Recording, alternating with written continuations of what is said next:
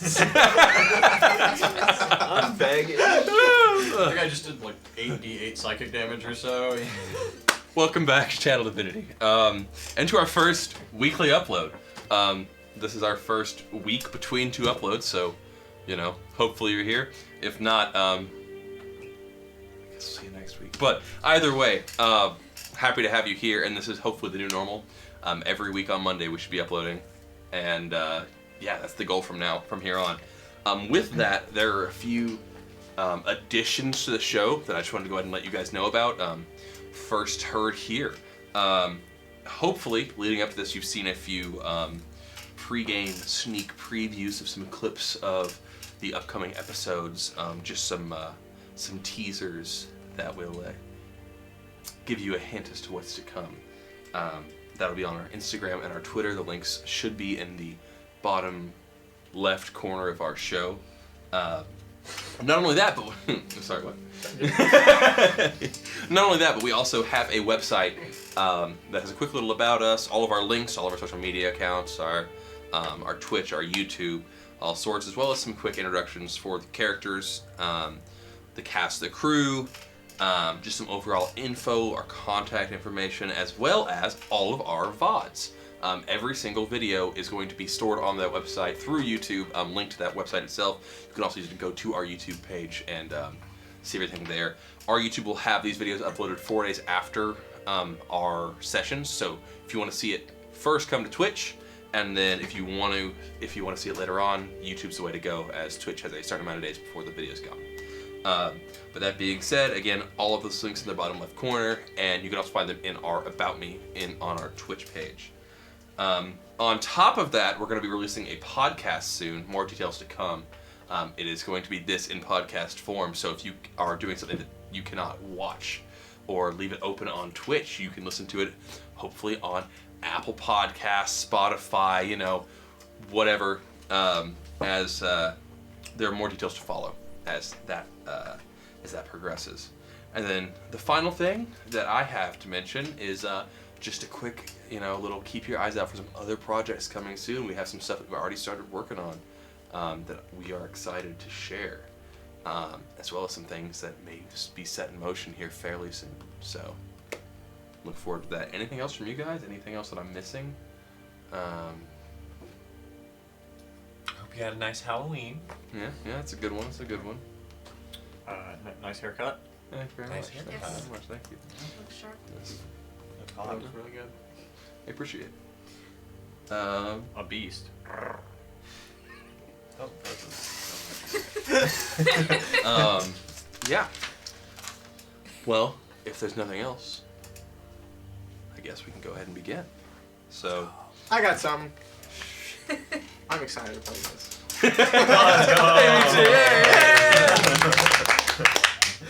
All right. So, a summary of our story up to now, for the 5 members of our party. A small portion were sent to Esmont to investigate Lorien Ember and attend the coronation, his crowning as the High Emperor for the Brachyan Empire, this newly formed conglomerate directly opposing the Assyrian Empire. However, they were surprised as their direct confrontation with Lorien Ember led to his death at the hands of an unknown adversary. With his disappearance, they were quickly framed, but then cleared of his murder. As they were released along with a friend of theirs, Ander, and before long were surprised with the declaration of war on Assyria and the Blue Hoods, a group they had recently created connections with.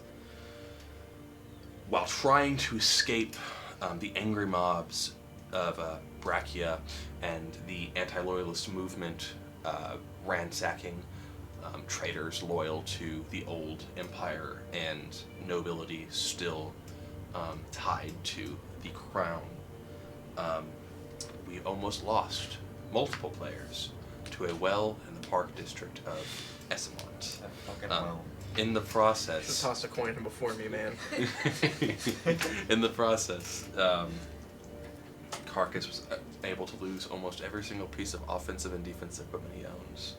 10 AC?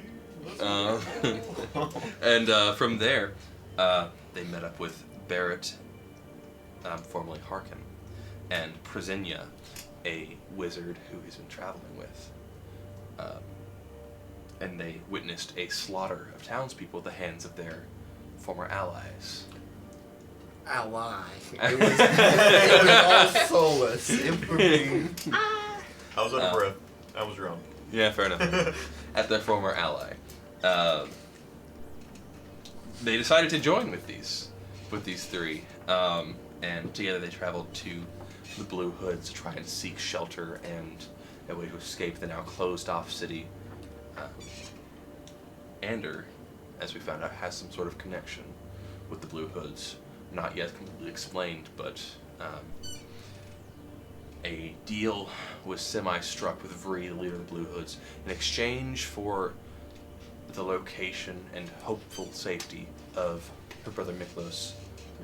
The five of you would be given safe passage out of the city. That being said, the five of you have returned to the surface, far, far away from where you first entered, as you've locked that door. Hopefully don't run into those guards again. You are now in the shantytown, a very poor section of the city off to the east, north of the keep, about as far as you can get from the very capital of the town, and have surfaced to find just a horizon dimly lit by fires and pyres just scattered across the city, and just an overwhelming sense of chaos coming from the atmosphere all around you. While it hasn't seemed to reach this part of the town yet, there is definitely stirring.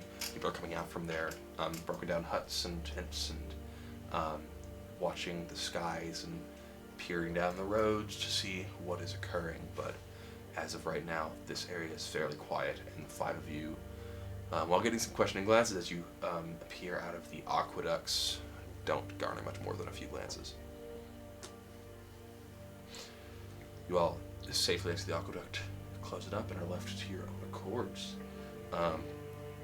So you are on the search for Miklos, and you've been given an hour and a half to find him before meeting back at a location of Vree's choosing. Does anybody remember what the name of that was? It's the alchemist shop. It's like the west side of town, right, or something like that. No, it was like something and something. It was. It was indeed that. I don't know, Mr. Keen. Mine? Well, I've had a gap in my notes. That was very quick. Good to know. I do remember the whole thing though, where there was like a vial on the one of the shelves or whatever, we had to like pull Second it. Like, story, I think. Second shelf down, second shelf down, third bookshelf over. Yeah. One from the left. Remove that vial, and an entrance hut will appear for you. There'd be an informant there. I would talk to him. Correct. That is your contact. We just gotta know what the name of the apothecary house is. We'll figure it out. Fine. We There's got probably an only app. one in town. It is in the more broken down. It's on the edge of the shanty town, so you're actually fairly close to it.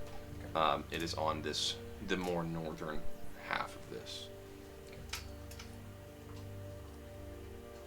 Well, how do we find a small little bard in this big town? Let's ask around very quickly because we don't have much time. If I know him, he's getting himself into trouble. He'll probably be facing some guards or trying to shelter other members of the Blue Hoods. Do you know any other members of the Blue Hoods besides Free? Only Miklos and Vree. I see. Well, time is of the essence. Perhaps we should kind of sweep around the southern side and make our way north anyhow. Okay. As long as hopefully we end up finding him. Onwards then. Let's get out of here. As the five of you start to traverse, you said you're going towards the southern side, circling around the exterior or heading more inwards. That's a good question. Inwards. Inwards? Safety numbers. So the 5 of you are sticking together, correct? Yes. There is a main road that leads almost directly towards the center. It also leads to a more eastern gate that is currently locked up, but not seeing much foot traffic as it leads to this more decrepit part of the city. The guards of Essamont are marching around, but not paying you much mind as you are not currently involved in any sort of rioting, and instead they seem to be hurriedly heading towards the center themselves, most likely to suppress some of the rioters and some of the madness. You are turning corners and making your way down this large cobble road, and before long you once again find yourself beginning to mingle with the crowd. And the further in you get, the more boisterous and dangerous the crowd begins to get. Fights once again breaking out in the streets, signs of struggles, and guards pulling members of the struggles away, and they're creating these small cordoned off, essentially detention alleyways, as they're unable to make it all the way back to the precinct within the larger people. They're having to separate from each other.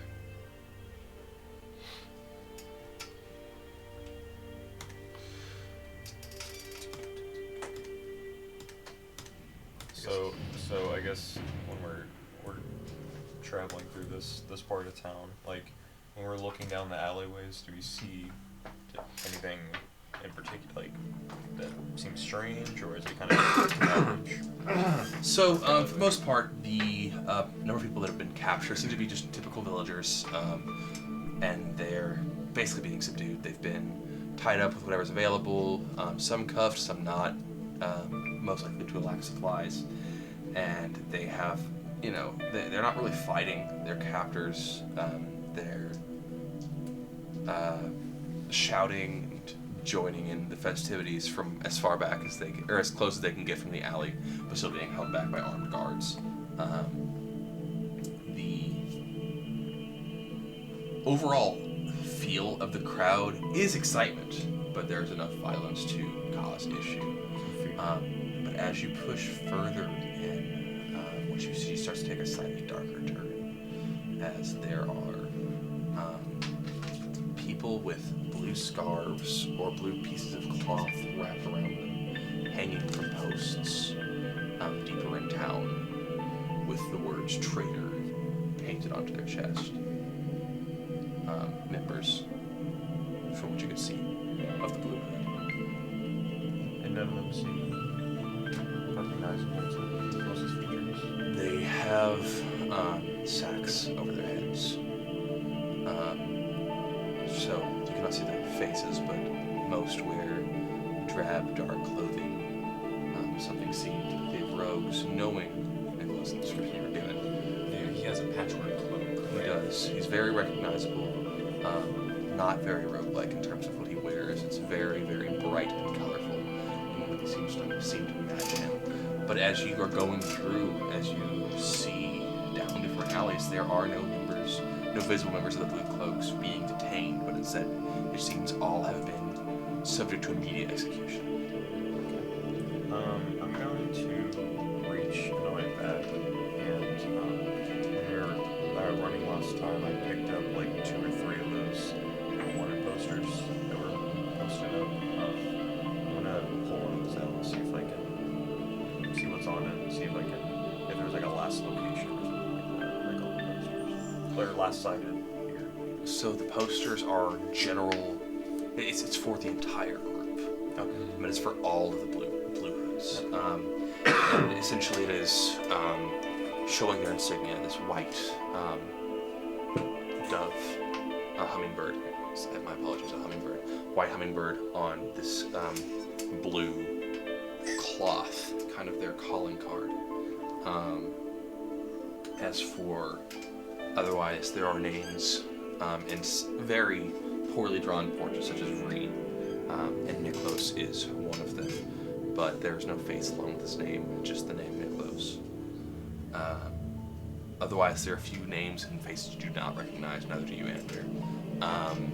And that's about it. There's not much in terms of information on where to find them, but there is information on where to turn in tips or people if you find them, and that is the city square, the very center. There is that is where the barracks is set up, as well as it says for the night there is a station in the center of town, in that city center. I'm gonna actually rip that poster down.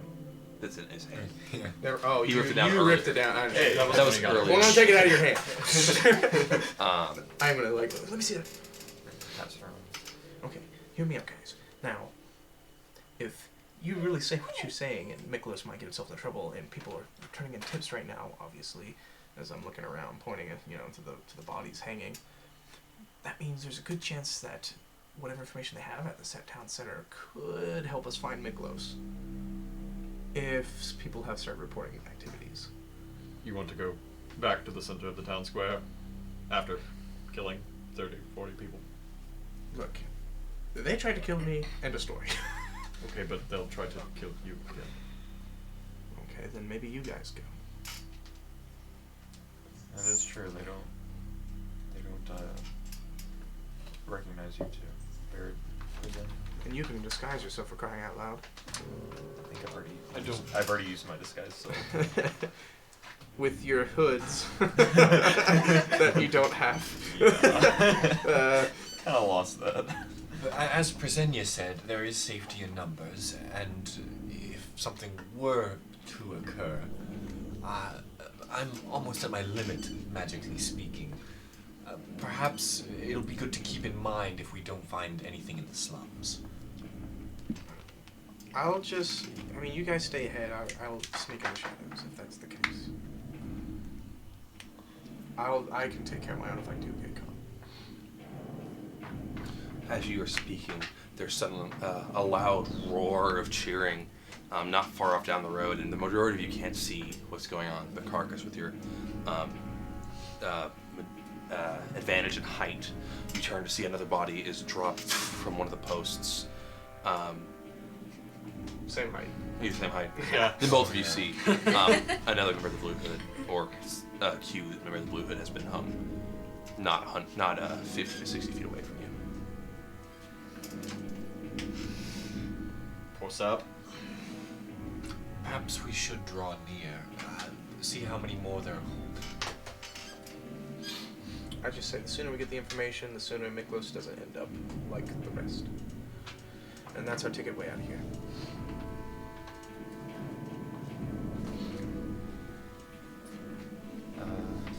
So yeah, we're gonna. I guess we're gonna go try and see like how many they have like rounded up currently. I'm also going to pull out a torch and light it with prestidigitation. Mm-hmm. All right. And I am going to slink back behind these guys, throw on my hood, put up my red handkerchief around my face, Oh, I still have and my stone. It's still lit up. Just Oh. it's under my shirt. I guess with I'm my trying to blend in with the torch. yeah, I guess with my bandana now not covering my neck, it Mhm. reveals my crystal flower hanging, and I'm going to grab it and crush it, and this glitter is going to like spread throughout my body and pass without trace. Okay. Perfect. Would you like me to possibly go and check just to make sure that Miklos isn't being held In a up rebel. there? Perhaps you two are the least known of us. We'll follow you a short ways, but once we draw near, we'll probably stay to the back of the crowd. Sounds like a plan. Bro, no one can see me. I roll a nat 20 with a plus 13. As if this group has shrunk, you feel the presence of 4 instead of 5, and you continually have to look behind you to confirm that he is indeed there. And it still takes you a moment to spot him. I would like to also cast invisibility on myself. Okay, make that 3. And where's everybody go? It's like that thing from Dragon Ball Z Bridge, just that. Can people still hear me? Yes. Yes. Okay. And if you make any Invisibility is attack just- action, you lose it. This is also a minor thing, but I'm gonna take my my holy symbol that's still under my shirt and just as an action just cast it so it turns off. Okay. Not the light. So you're dispelling the light? Yeah. Okay. I'm gonna put my holy symbol in my pocket. Perfect. I don't have any fancy magic. Just wanted to check. You're just like, where's everyone going? Pop. Very well, I'll investigate the group ahead, see if I can find anything. It's the highest stuff I've ever Which group are you specifically mentioning? Which group are you specifically mentioning? Where they just hung the guy. Okay. That area. Perfect. I will also follow and see if there's like a holding pen of sorts right there. Perfect. So, those of you that are approaching that area, are all of you going together? Yeah, I'm just lingering behind whoever. Yeah, Reasonably, I think it's those two first, like what, 20, 30 feet back. Yeah, we're gonna stay back. Yeah, I'm taking the lead. Okay. So pretty much alone, all things considered. Right, as far as you can tell. Okay, so Barrett begins to push his way through the crowd, bumping and nudging people. They don't seem to pay you any mind, they were already bumping and nudging everybody around them. The excitement in the crowd is electric and somewhat terrifying as the cheer and chant below the figure of a painted person.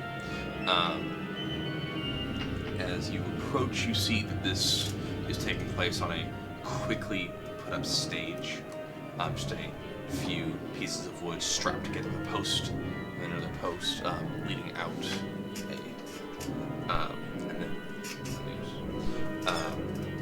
quite crude, quite disturbing.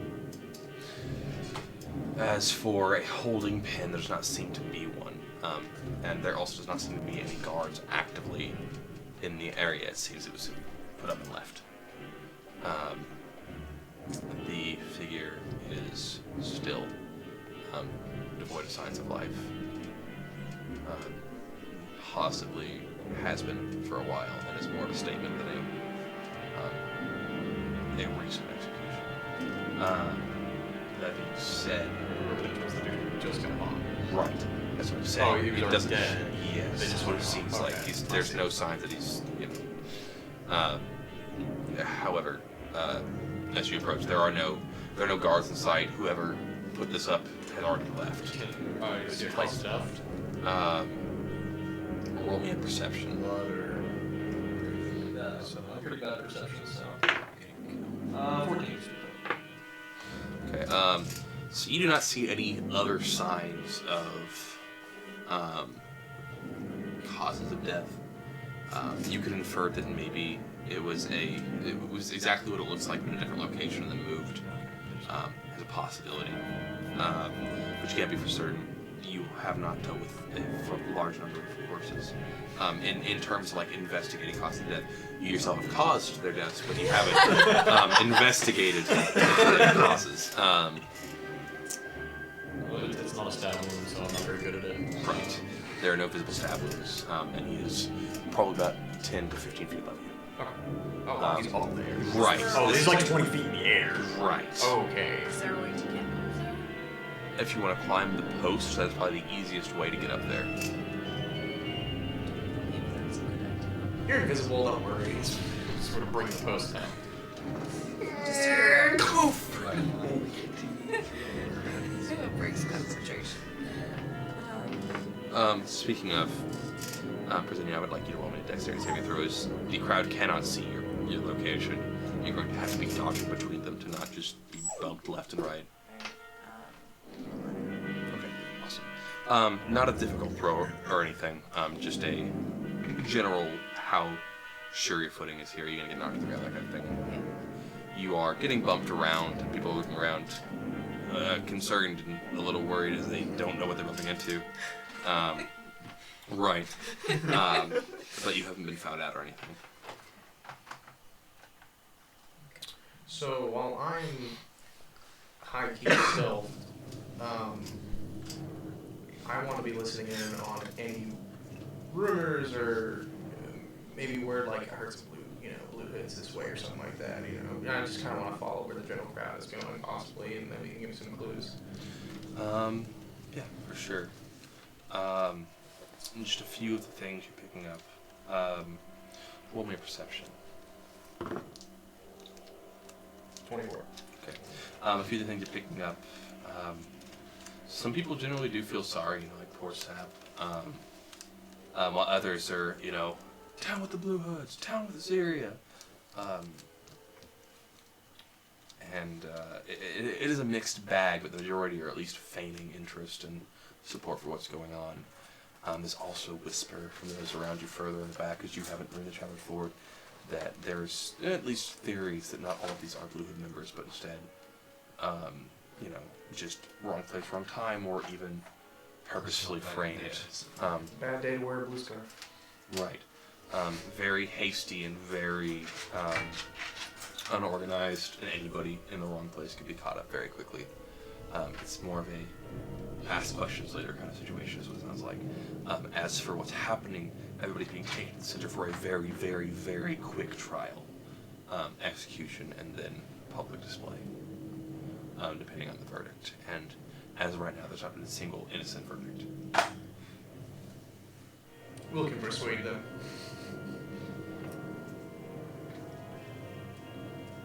So I guess that being said, I don't hear any potential where people might be going to find. As to where they're going to find them, the majority have been pulled out of the streets. A few from underground, hiding in houses. There have been multiple raids on multiple quote-unquote safe houses.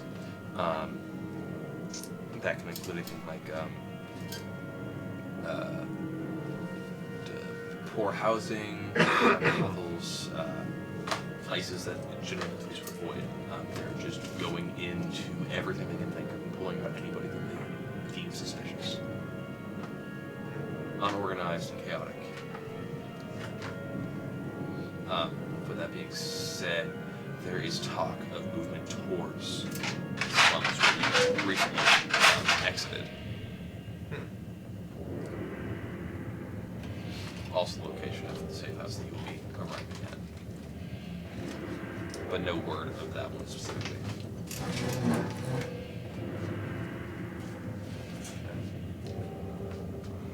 I'm really tempted to just head back to the slums and warn people.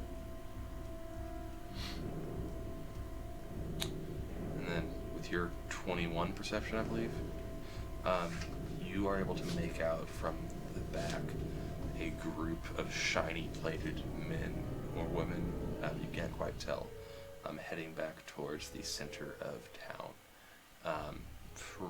Maybe, perhaps, the people responsible for the most recent display. Or like they're in the slums? No.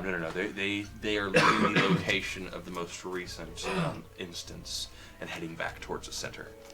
Okay. And in a feasible location to have been the ones to set this up. I think I'm still next to Andrew, so. I hear a lot of armor clanging nearby. It sounds like it's getting further away. Do you think we should follow them, perhaps? Possibly see if they have anybody home right now. Maybe they go into the garden, hang up another body. Or maybe they have Miklos. Barrett? Turns to look at the. I stick my torch up and kind of like wait How far for his away? attention. 50, 60 feet, something like From where he is? Yeah. Probably more like 30, 40 at this point, as they've closed in some, but not they've been sitting about 30 feet behind you. Just okay, he I'm trying to draw waves his and attention. starts walking towards them. Pushing your way back. Yeah, he's always got his hand on his hips. That's not. The threatening gait, the threatening stance of you holding your weapon, moving forward as a larger creature, it does assist with parting away, especially now that you're facing the crowd. Right. What have you found? Whispers of some guards, I believe, and they're heading. Which direction is it? It sounds like they're heading towards back to the town square. Seems where. Perhaps it would be good to tail them or see if they know anything. Why do you think that? Well, they might be going to hang up another body, or maybe they have other Blue Hoods in their possession right now. looking for a spot to execute them. Yes, It's worth a shot. it seems that most of these people are long dead, so they have to be keeping them somewhere before they kill them. And if the trial is in the center of town, feasibly they're alive before that, of course. I I'm don't. pressed to call this a trial, but perhaps we should round up the other two and head that way. Yes. It's dangerous to say. Elf friend, are you nearby? There's a tap on your shoulder, alerting you of the presence of Presinia. Other elf friend. Solus, are you nearby, or have you wandered off? I've headed back to the slums. There's no No response. response from Solus. Well, I'm sure he's around somewhere. Perhaps it would be best before those guards get too out of sight. The Yes. four of you begin to head off in the direction that Carcass saw these men. Okay. Pushing through the crowds, this is essentially leading further up this main road. And as you get in, it gets tighter and harder to move with the intimidating dragonborn leading the way. You're able to slowly make your way through the sea of people, pushing in and crushing you as you make your way to the center of town. It is a long, arduous journey, but when you finally do make it to the center, it is almost like the center of a coliseum. There are people all around, standing up on tables, sitting on the edges of balconies, some on rooftops, all surrounding the very center of this town, where a statue stands tall, holding a sword to the sky, a bronze statue of one great hero of the past, the name of Desmond, a dragon slayer. The history behind evading all of you, as you have not heard of this specific hero or had any direct correlations with anybody in his circle, but a hero of old, a man of justice and great feats of strength.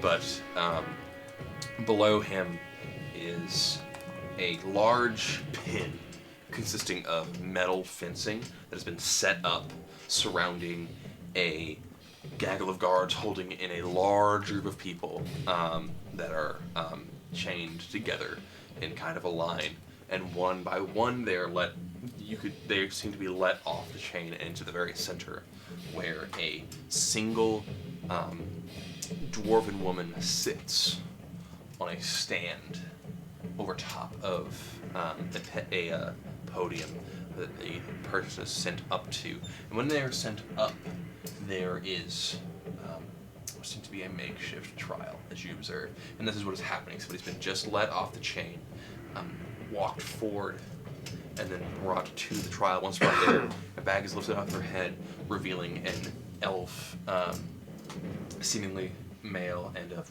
woodland descent, who is wide-eyed, terrified, and just looking around, confused and dazed. And the woman's voice speaks up over the crowd, booming magically. You stand accused of the crimes of treason and allying yourself with Assyria. What say you? Confused and caught off guard by all of this, takes a moment to even realize that he's the one being spoken to. But when he does, he says, I'm a simple trader. I've not committed any crimes. I travel back and forth with goods from Assyria. War was only just declared, and we've had no chance to change our routes, our people. I've done no such thing. Then why were you found harboring a Blue Hood fugitive? Somebody responsible for the death of the king. I didn't know. An employee. I don't know what to tell you. You've tried them, you've hung them. What do you have with me? You have stood on his side, you've protected him, and from this point on, that is a crime worthy of death. You have helped to kill the High King, and for that, you must be punished. I declare this man is guilty, and will serve the proper sentence for such a crime. Next, and he is dragged off without a sentence more, thrown together, and overall, seemingly more for show than anything else. These trials make a mockery of any judicials that you've seen before. It seems like this woman is just enjoying her time up there with no true training in the art of law. She is Dolores just Umbridge-y. yes, kind of the vibe. very much so. Speaking in jargon that doesn't make sense, and not even being able to complete her own sentences in a way that truly show any correlation between accusation and evidence. He is dragged off out of the spotlight before another man is brought up onto the podium. As this happens, you begin to gaze across the crowd, looking for signs of Miklos or any other people who you may recognize. Looking amongst the people within the cages, you do not see anything recognizable, anything that would point you to this person being Miklos. And from where you are now, it's a little hard to see exactly what's going on. So it's not, you can't be certain that he's not amongst either the crowd or the captives. For reference, you're probably more than 120 feet away from the center of this square. I would like to get up closer to the fencing. Yeah. area. Absolutely. What with the rest of you? Oh, I assume it was a wood elf. He was just found guilty wrongly, probably. They said that he was found guilty of harboring a fugitive. So, a Blue Hood fugitive. So, what if this is maybe going out of limb here, but what if he was harboring Miklos? It is an option, it is a possibility, but it would be wise if we could. Perhaps we should see where he's being taken, where this killing is being done. I believe I have more interest in the pen. Perhaps he's in there. Of course. We'll not leave the square. Just see the direction they're being taken. It'd also be wiser if we did not get closer to the pen where the guards are. Based on your reputation, that's probably a good idea. Alright. And so how are you doing this? We'll probably circumnavigate, so not go any further into the crowd, kind of go around and try to see where those guards were taking him. Okay.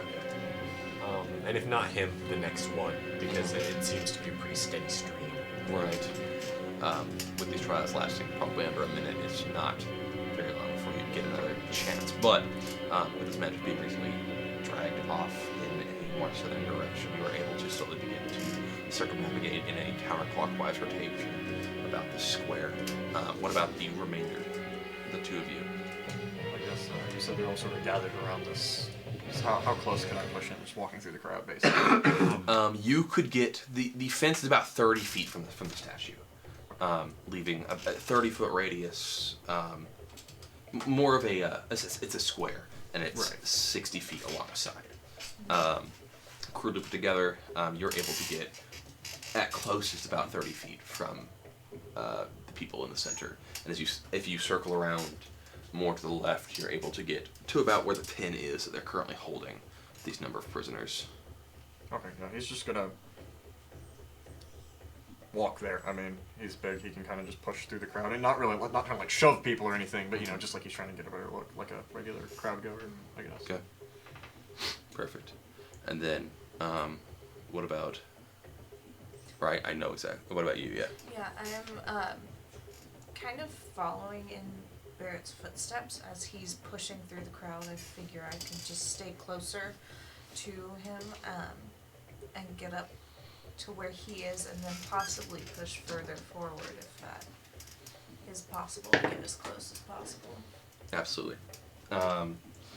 So you are getting right up to the fence then? Yes. Okay. But I'm still invisible. Right. How much longer does that last? Or how long does It that lasts last? an hour. Okay, awesome. Then you got it. Yeah, until you do something. Right, right. That's essentially what it is.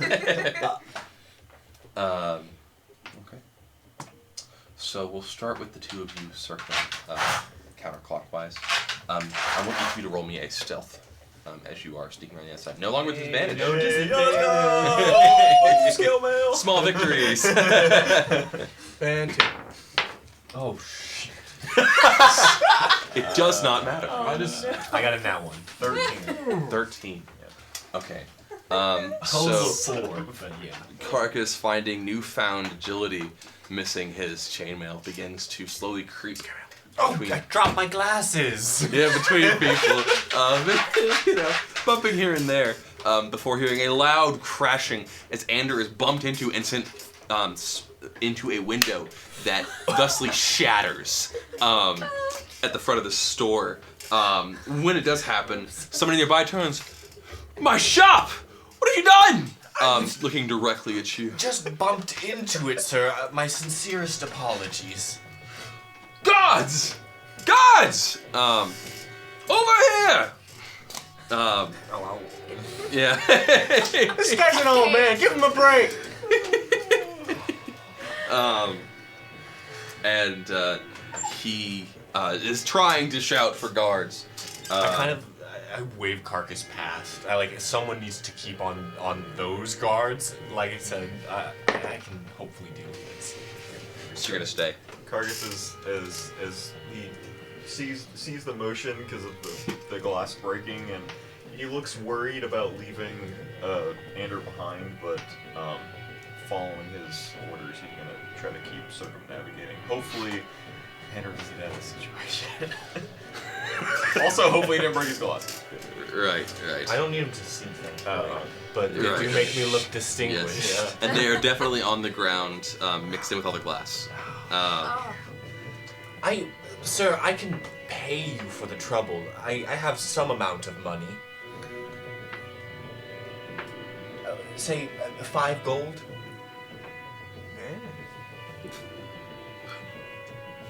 Never mind. He says to some people around him. Starts to turn and, Never mind. All good here.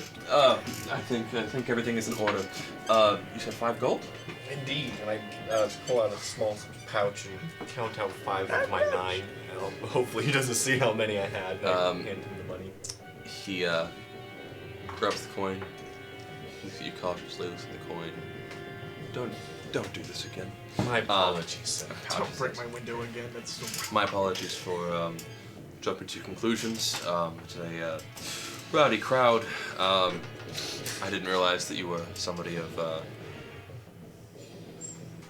Yes, well, have a good day. And he turns, Yeah, and I'm already backing away. As this conversation's still probably a good lead behind. Yes. The guards had started to make their way over, and they're they turn and begin to talk with the man who pocketed your coin, and as they do, you hear one of them suddenly shout, "Wait, there he is!" And they turn and they look not at either of you, but instead into the crowd, and a figure just begins to dart very close by, simply hidden amongst the crowd, blending with all the colors due to its patchwork quilt, begins to dash through the people, taking off back towards the slums, the direction you all came, trying to circle around the guards, and the guards draw their weapons and start shoving two people knocked to the ground, chasing down after Miklos. However, being caught up in a large number of people, he begins to slowly gain some ground. This noise catches the attention of a few of the people around you. Brasinia, especially since you have not went around towards the pin, you are close enough to catch this action and also see the patchwork quilt begin to make its way. You are able to see as he's like kind of pushing through people. You can't see a face or a body, but the cloak of this person. He's heading back east towards the slums. Yes, he's heading back out of town in kind of the direction that you all came from. You're tall enough to see this as well. So the four of you are able to kind of see Miklos, or at least who you believe to be Miklos, begin to make their way towards the direction you all came. Do I see the guards after him, or? Yes. I mean, there are definitely people who are. He's running from something, and as you scan the crowd, you're able to pick out some people that are moving in this direction. I guess he's gonna turn, and seeing that, he's gonna start headed that way. Okay. And I guess the people are mostly facing him, right? Yes. Yeah. Yes. So he's gonna give like a really menacing stare, and he's gonna say, "Move," as he's. Roll intimidation. Before we're getting going, I'm using the feet. I'm using the phone. Every time I intimidate, I'm using that. It's so fun. Level 1. Oh my god, that is a. Nice number. Let's see. 27. You say it, and almost immediately, the Red next like Sea's 10 then feet in front fought. of you just split, and as you step forward, each step, another person moves out of the way. And without any difficulty, you begin to make your way through this section of the crowd. And with that, I'm going to change to Solus. So you have turned and headed back towards the slums, and before long, you realize that you've headed back alone. Whether or not this was your intention, I'm not aware. But what are you doing? I need to warn the people what I just saw. I mean, my thoughts are racing. Like, there could be innocents dying. After hearing the rumors, just like some of these people might not even be even associated with Blue Hoods. And like, and who they're going to target? They're going to target the poor people, right? And even people maybe who just happen to have blue clothing. So I'm going to go to people and be like, during my 33 stealth, approaching to the crowds, coming up to people, revealing myself, like, it's like, look, the mob is coming this way. People are rioting. People are taking in people who they just don't like. It's like, hide your kids, hide any reason that you might have the associated with Libyans, even if you are not. Hide your kids, hide your wife. They come over here.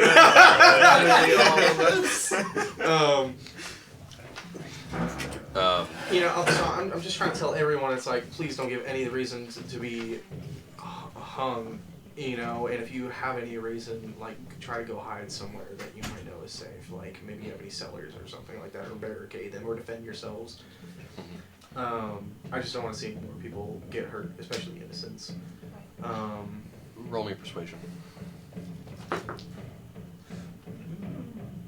16? Okay, the majority take your warning seriously. I'm seeing the chaos, the amount of people that are being hung for a small crew of bandits. And there are a lot of people currently standing convicted and punished for the crimes. It's not very hard for them to believe that there are some innocents among them, and that if they're not careful, they may also be a part of it. So the crowds do begin to at least somewhat disperse. Many do head home. Some don't take you seriously. A few don't. But for the vast majority, those that you talk to do, if they have any reason to. As you make your way back out towards the slums, you get to the point where there's almost no crowd, and you're close back to the aqueducts where you exited the sewers.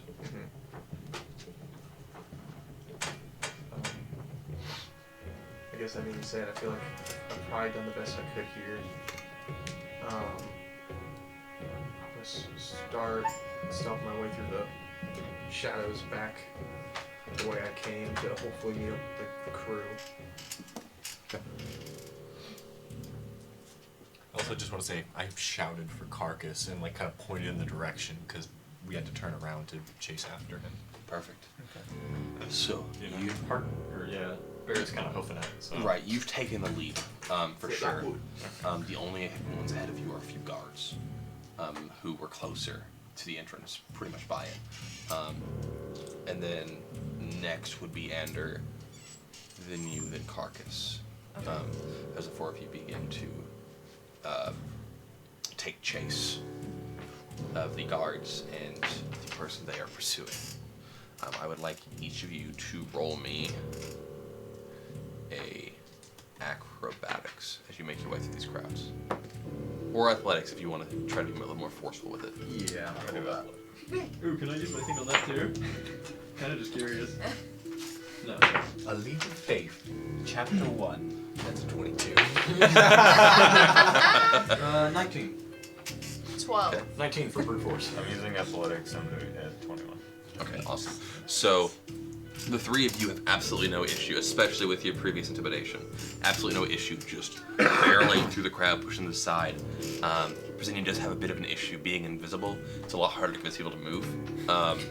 So, you are essentially taking people and shoving them to the side and then finding any spot you can and squeezing through. And in doing so, you're getting a little lost, but you are able to make it in the general direction and do not lose any ground. The rest of you do gain and begin to catch up with the pursuers of the map. Before long, it takes you back onto the street that the four of you. He's reaching for the pill bottle. He put his hand through the cage. Give me. He's like, right. Sorry. No, you're good. He's like, give me drugs. Before long, you find yourself on the main road, and then due to the height of two of you, you're able to spot the guards dart off into an alleyway away from the crowds, still actively pursuing on foot in the direction that you could assume the hooded figure most likely left.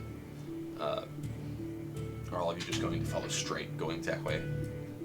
You aren't familiar enough with these streets to necessarily know where these alleys will lead. No, I'm just going straight. Just Okay. Yeah. chasing. Perfect. When I Okay. fall. Ander as well? Yes. About, how far behind these? So distance-wise, the closest person is probably about 20 feet behind at this point, so not very far. Okay.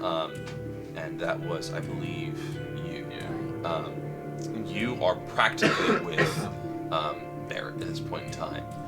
You're about 10 feet behind, and then you are 20 feet behind him. So, that being said, that brings you to about 50, 60 feet Right. behind the guards. And I'm you all the way you back. all have lost sight of Nicholas at this point, as he probably most likely turned the corner ahead of these guards. The guards dart out of sight. There's a total of 3 that you can see at this point in time, but more are starting to join the chase and actually running semi alongside you, not paying too much heed as they are one track mind chasing after this dude. You dart off into this alley after the guards, and as you do, you see a dead end.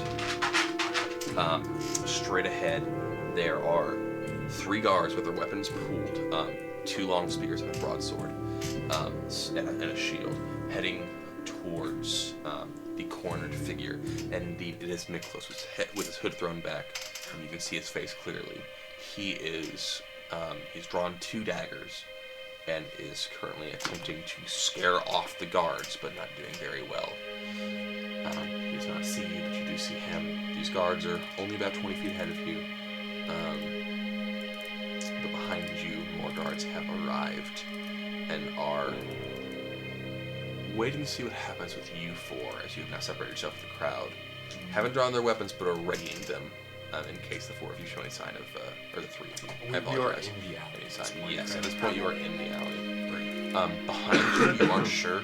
Ahead of you there are 3. But there are multiple behind you. They're still filtering out of the crowd.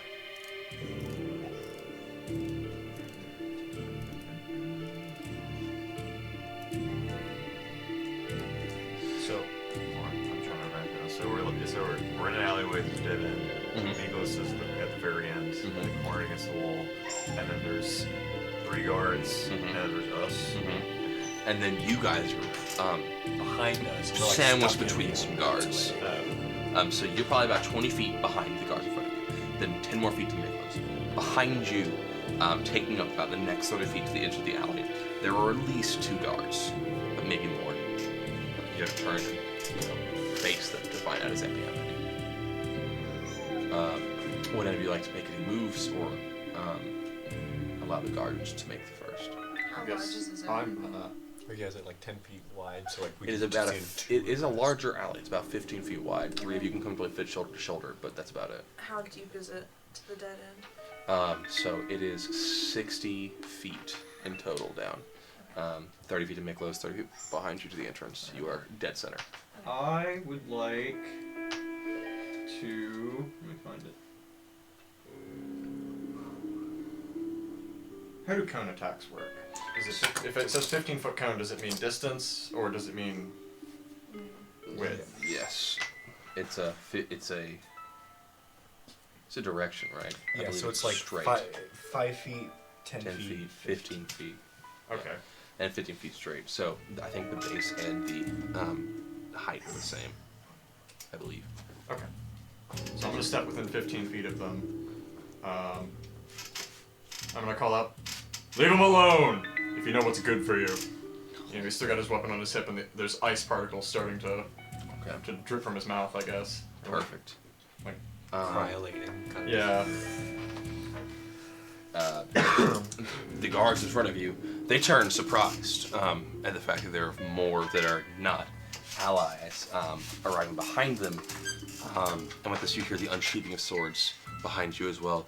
Stand down! None of your business, unless you're members of the Blue Cloak. Actually, we'll take it from here. Dafrin sent us. Damn. Roll me a persuasion. With advantage. Can I help with? You're still invisible, I thought. Yes. I got a You got a 20. Ooh! 12. Never mind. Yeah, ooh. Don't worry, you lowered the DC so much. It was like a 20. You surprised me with the 20 that I lowered the DC. Dafrin sent you, eh? Indeed. What for? This one knows about the death of the king. He's needed for a more specialized interrogation. As interested as I am in your stories, I'm going to have to ask you to come with us for impersonating an officer. And for treason. All right. To Or hell draw with your it. blades. Breath weapon, just straight at the 3 in front of me. Okay. Fucking warned you, bro. Also, A DC 11 con save. Alright, perfect. Get him, get the villagers. Not very high, but and Does it smell like alcohol? a little bit. A little bit. Peppermint schnapsy. Okay. Alright. That's pretty good. What'd you get? 9 total damage. Awesome. Make some notes real quick. Perfect. As you release this breath attack, the rest of you see the alleyway just engulfed in white. You can no longer see down the alley as it become completely opaque, and the ice has blocked all view. As it fades, 2 of the guards stand, not frozen, but white and frosted. You can see just red skin exposed, burned by the amount of cold they were exposed to. All still standing, one specifically was able to avoid the attack and step back out of the area. It's half on fail. Right. But this one was able to avoid. I see. With that, I would like everybody to roll me initiative. Let's go! Hey, there's Sorry. We were waiting on that all night. Yes. Oh, let's get short, Alright. guys. Let's get I was short. about to say, Alright. Okay. Is anybody above 15? Alright. Okay. 20? 25. Perfect. Okay. Stand down. No. Okay. Bear's about to fuck shit up. Anybody else above 20? 19? 19. Okay. And then that means you are at 17. perfect.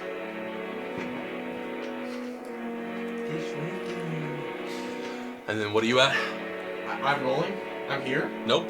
What are you at? 5. Perfect. Let's go! Sure. I'm gonna roll my d10.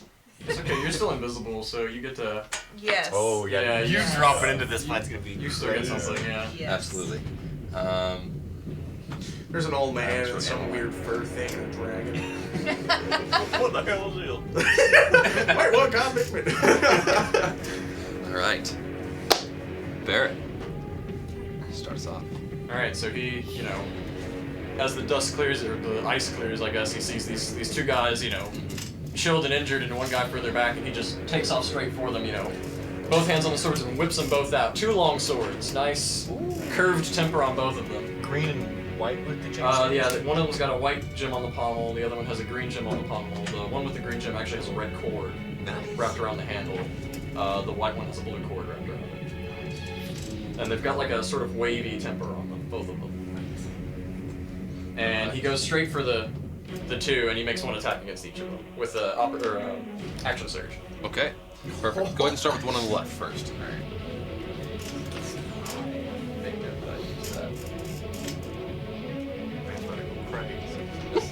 Guy on the left first. +6, that's an 18.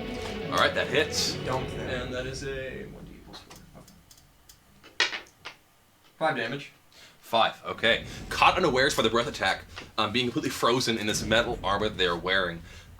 They have no time to react as you draw your blades and begin to swipe. The first does successfully crash into the side of the guard, smashing in the half plate that he's wearing, forcing it in to concave upon his abdomen and sending him against the wall. Go ahead and roll to hit for the second one. Okay. That was less good. That is a 10. That does not hit. The second, seeing you charge forward, is a little more ready and backs his way up, only a foot, but just enough to miss the edge of your longsword. Longsword? Yeah. Okay, awesome, perfect. Long Just familiarizing myself with the weapon. I apologize. So the 2 swipes. The first does successfully connect and smash him against the wall. The second misses, barely scraping the stone wall. I guess as he notices the miss, he flips the other sword around reverse and goes for a third attack on the guy he just missed with his bonus action. Perfect. Closing the distance with a step. Fighter. Yeah, he's actually Fighter. Yep. Gets to attack again. Fighter man. Oh, that one was worse here. That was a 9. Unfortunately, stepping forward with that second swipe, you don't realize that your breath attack is also frozen to the ground. Not causing you to slip necessarily, but your footing isn't as stable as you thought, and your swing is not able to follow through all the way. Losing some of its power, he's able to block the remainder of it on his own weapon. The spear, sideways, blocking your sword. Alright. That's the end of my turn. Alright, perfect. That brings us to Ander. So you see the Dragonborn rush forward, knock one to the wall, knocking the breath out of him, indenting his armor, and then take 2 swings at the second, who is able to sidestep and then block the final swing. The third, about 5 steps behind him, and then behind you, at least 2 guards, but not yet observed. Their actions unfamiliar to all of you. I put a hand on Carcass. I'll buy us some time with these guys, but I'm not going to be able to kill them. And I turn around and I pull out my dagger, which is just like a very ornate letter opener, essentially. And I say, gentlemen, I really do not want to do this, but, and I'm gonna move closer to, they're just 2.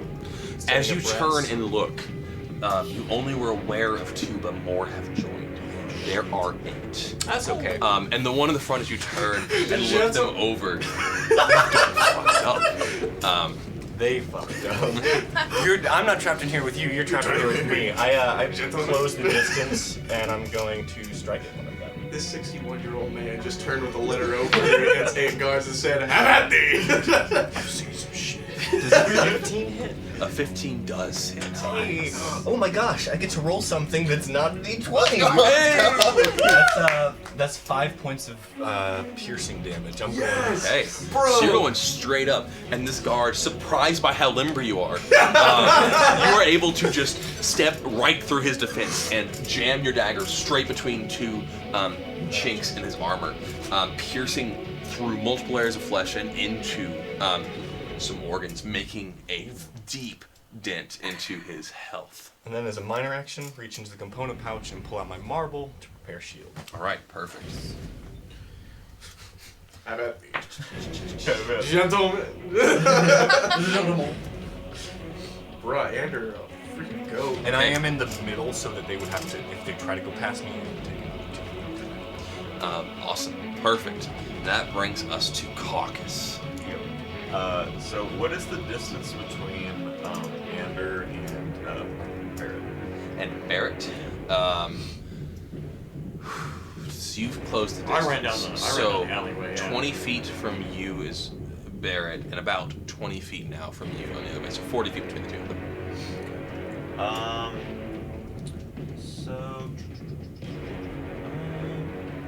Alright. So I'm going to see Harkin in front of me, Ander behind me, and I'm going to cast first level Bless on Barrett and Ander. So whenever they make an attack roll or a saving throw before the spell ends, the target can roll a d4 and add the number roll to the attack roll or a saving throw. And that is concentration up to a minute. I think you can add it to yourself. Can I? Yeah, most spells you can target yourself. That's fine. If it doesn't explicitly say you can't, you If can it says target a creature, Okay, well then, yeah, it says bless out of 3 creatures, so I'm gonna do that. Perfect. And so also, can I? Is like the end of the alleyway still like frozen? Like, can I not see? You can Nicholas? see it. It was just for the action. Okay, I can see Nicholas. Yes. Okay, so as a bonus action, I'm gonna cast Sunshine. Okay. And remind me what that is real quick. So you ward a creature within range against attack until the spell ends. Any creature, any creature who targets the warded creature with an attack or a harmful spell must first make a Wisdom saving throw. On a failed save, the creature must choose a new target or lose the attack or spell. The spell doesn't protect the warded creature from area effects such as explosion and fireball. If the warded creature makes an attack, casts a spell that affects the enemy, or deals damage to another creature, the spell ends. And it's lost. So if he attacks, he'll lose it. Yeah. And what was the wisdom saving throw? What happened? 14. Okay. what was our? I know we had a discussion about this with Rand. I don't know if we're going to previous episodes, when we had spells being cast from bonus actions and actions. So Did we allow that in the end? Oh, Right. Because I accidentally did that once, and he pointed out, and then I You don't can only cast one level spell. so is bless a cantrip? no, No. Okay. I just don't know what we're keeping it on. Right. So the base rule. I apologize. I did not catch this. So the base rule in the Dragons is the only way to cast multiple spells in a turn is if your action spell is a cantrip. Then your bonus action spell can do whatever.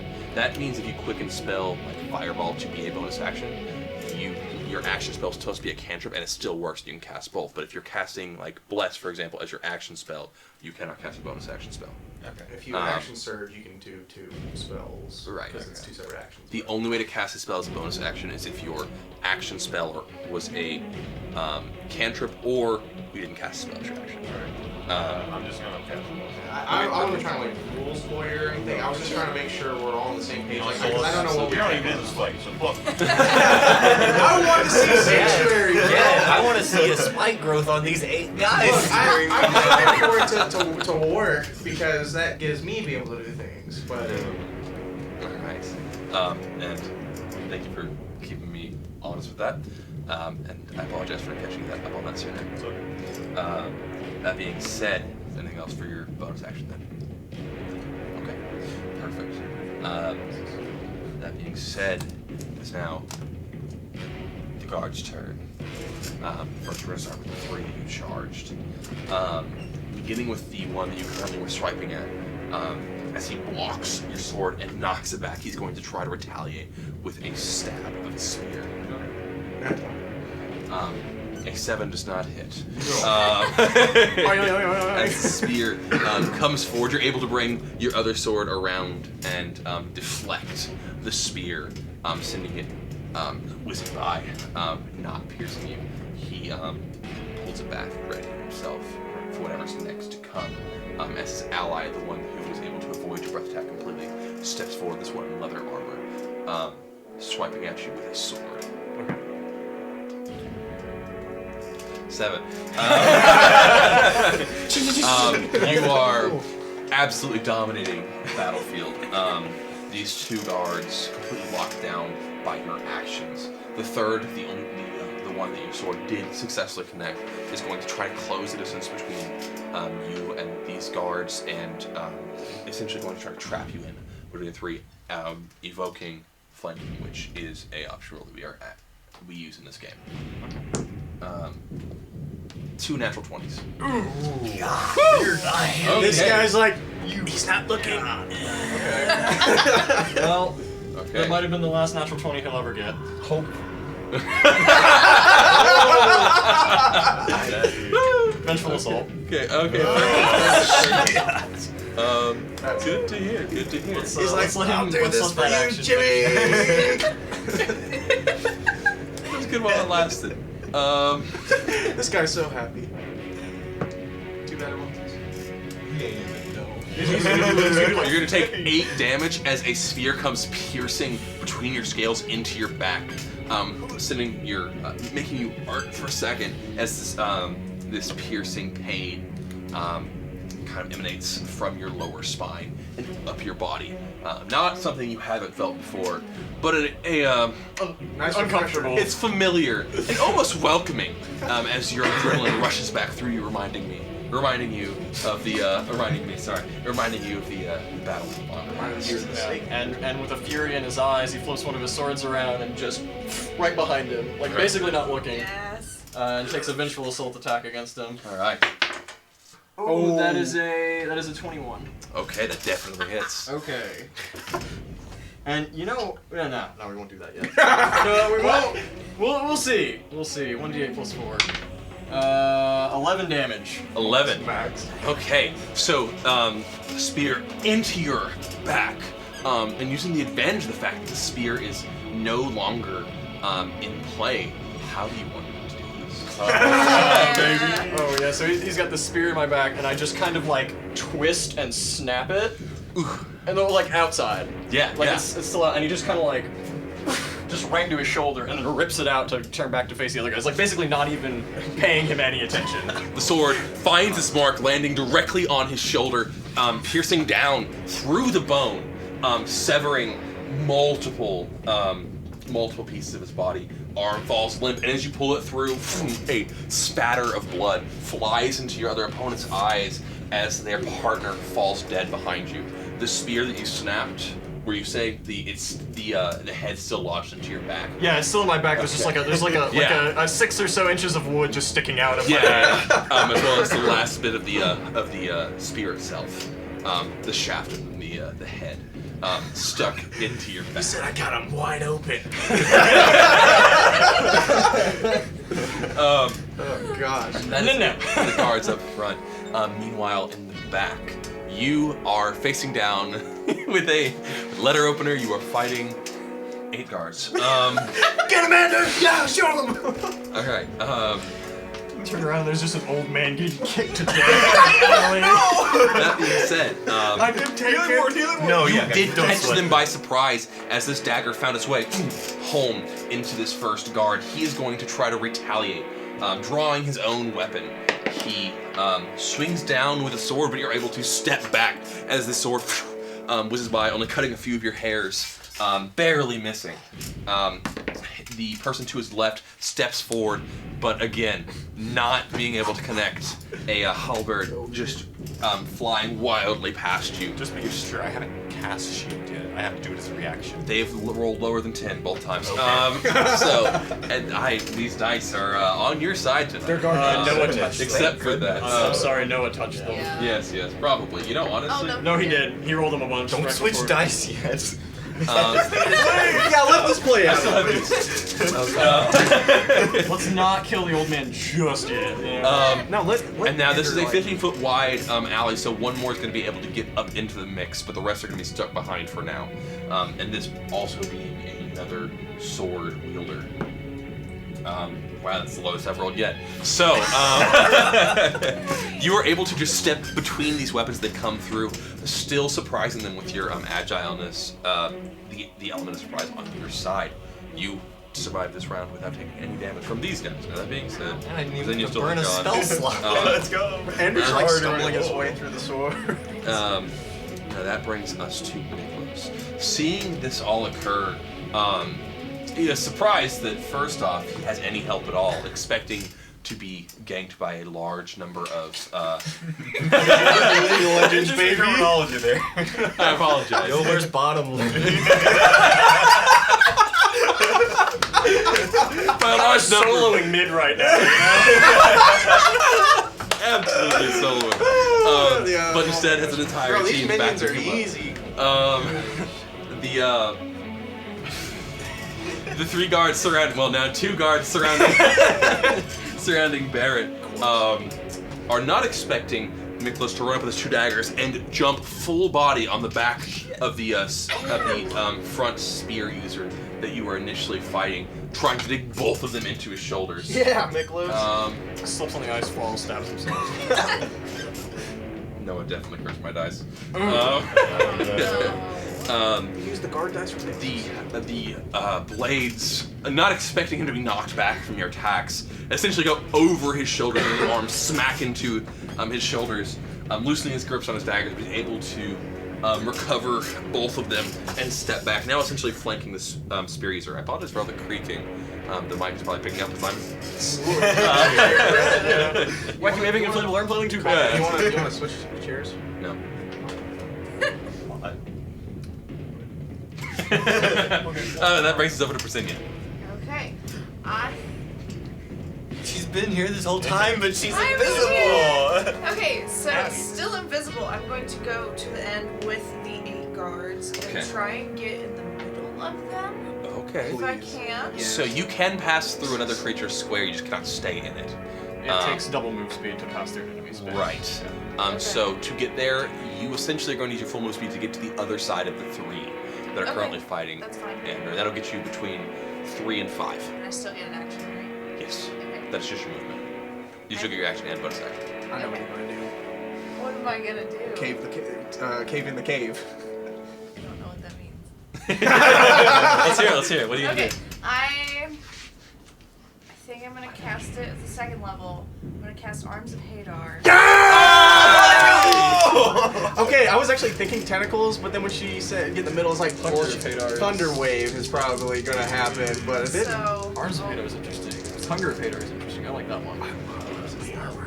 I have history with that one. so they have to, every creature in 10 feet of me has to make a strength saving throw.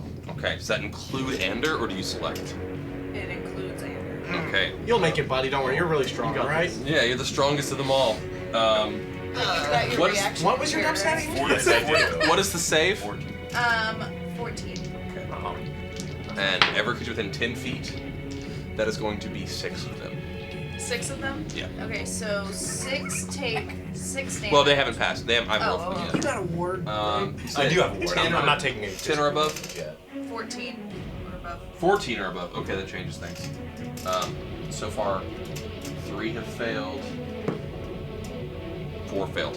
Okay. Ander also so, failed. Oh no. Everyone I failed. got a Okay, 5. so I got everyone who failed takes 6 damage and then can't take reactions on their next turn. How much? That's gonna be a problem. That's gonna be a big I problem. think it's 16. Next turn, No. not this The turn. tentacle specifically and grabs then- your arm with the marble in it. The successful ones Knock take it out. Next turn, not this turn. The next one's take what? Advantage? half damage, Half damage on. but no other effects. So they will take half damage? Those who succeeded take half damage. Oh, okay, Take perfect, three. perfect. So it's on your next turn though, so you can still do it this turn. Yes. Okay. Yeah. Still not great. Did you cast it at first or second? Second.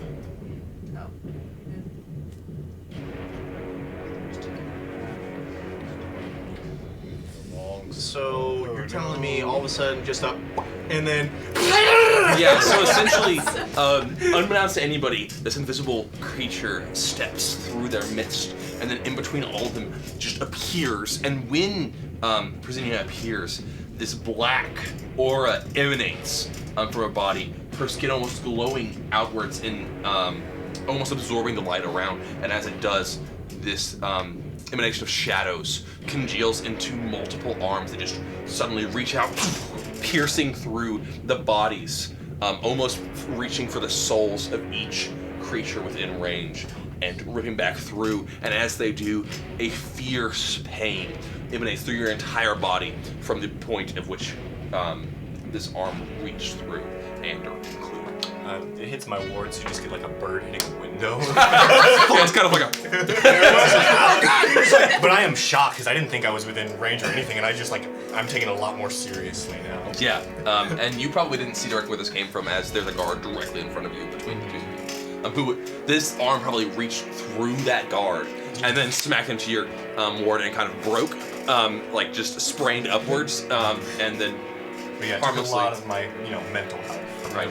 my mental I like to imagine like it hit the ward and then that tentacle was like, I'm sorry, and then starts drawing like a heart on the, on the ward. I got excited.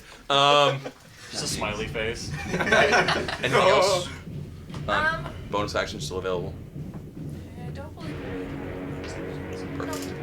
All right. Well, that brings us all the way back to Barrett. Starting the second round. Alright, so there's the spear guy in front of me, and then there's the Sword to your left. Sword guy to my left. So we're flanking the spear guy. Right. You are not being flanked anymore. Yeah. You took care of that. Got rid of that real fast. Yeah, I'm just gonna go for the spear guy. Okay. Finish what I started. Roll with advantage. Roll with advantage. You are flanking. Yes. Alright, well that's a nat one, so let's hope I do a little better than that with the second one. No, 2 nat ones. You can I think you can add it like D4, right? Yes. Yes. But However- so, yeah. You got spooked. Does The spear messed up my. a bless get you out of a natural failure? I mean, it just says you bless up to 3 creatures of your choice. And does that add to the final dice total or the initial dice total? Whatever I assume target makes- final. I assume final. Usually Add that's how the, this yeah, looks add the like. number roll to The flavor it. and Yeah, like exactly. bless gets rid of any bad card. And so you were swinging with your first blade. This would be your on hand. Which blade is this? That would be the white crystal blue wrap. Okay. White marble blue. So as you go to swing, suddenly 2 arms pop over the side of this creature, and 2 additional daggers. So this guy suddenly has 4 arms, 2 of which wielding daggers. Before you realize that you see Miklos' surprised face come over the top of this guy before he falls backwards, forcing you to essentially halt your blow halfway through. But you've already put so much strength into it that you've honestly committed your body, even though your mind is no longer committed. As you try to draw back, you loosen your grip just enough to where when your arm comes colliding with the side of the spear, you lose your sword and it goes clattering against the wall and then sliding down the alleyway behind the guard of Miklos, leaving you with only 1 weapon. Okay. Their flesh. Am I still allowed to make another attack? Your offhand is still available. This did not cripple your attack Okay. necessarily. I just Yeah, there You it just goes. became unarmed. Okay. I can still. Okay. If you for some reason attack with that hand again, it's an unarmed attack. Right, but no, it's the bonus action where if I take an attack with one weapon, I can take an attack Yes. with my other hand. Right. Yeah. And you have the dual wielder. I still so have the dual wielder. It counts as you don't get disadvantage, or you get to add your proficiency. Okay, I was just making sure that was still. I believe it is still.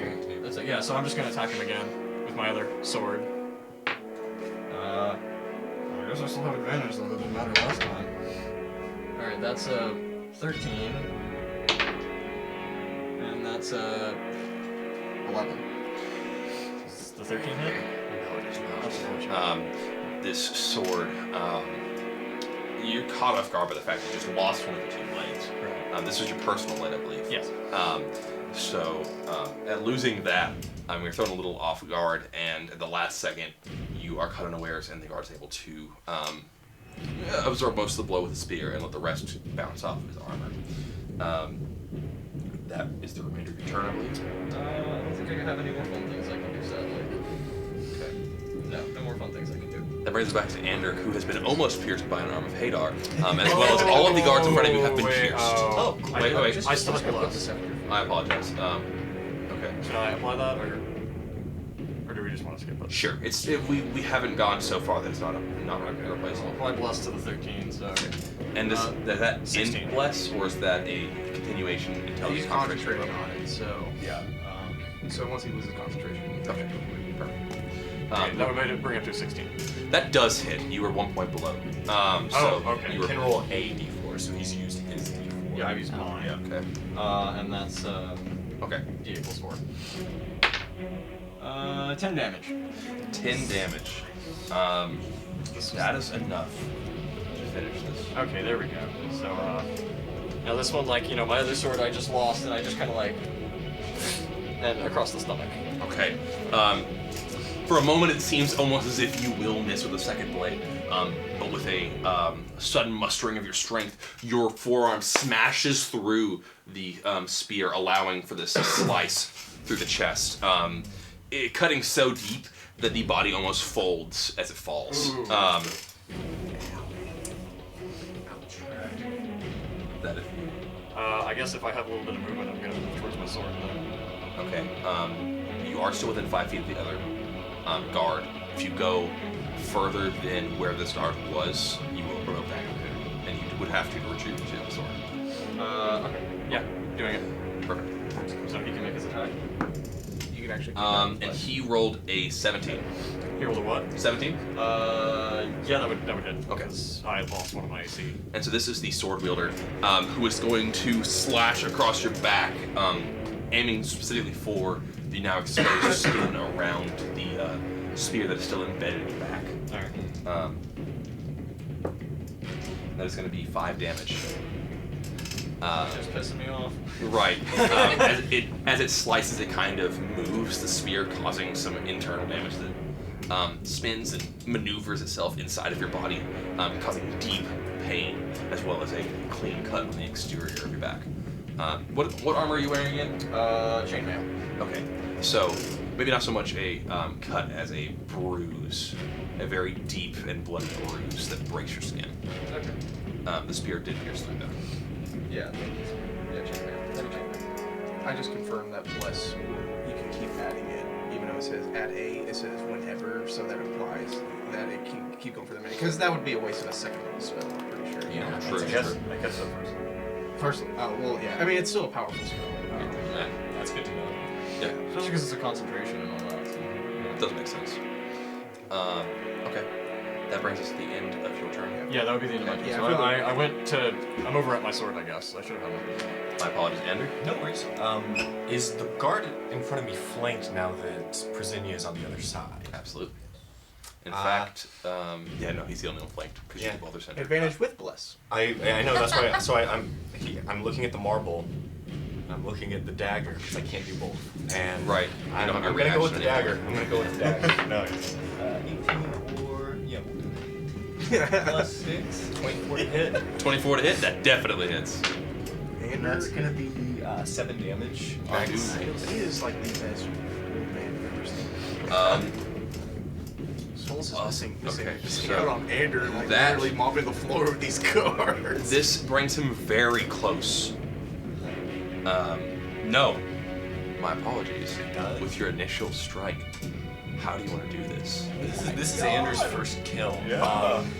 You can knock him out. You've been a melee attack. You can The first one was kind of head on. This time I'm going from the side to get more in the neck. Mm-hmm. And I kind of just like a quick jab in and out where Some of the more important, like probably reaching for the base of the spinal cord with my neck. Gosh. And this very visceral attack as it rips through the flesh and the muscle and the veins.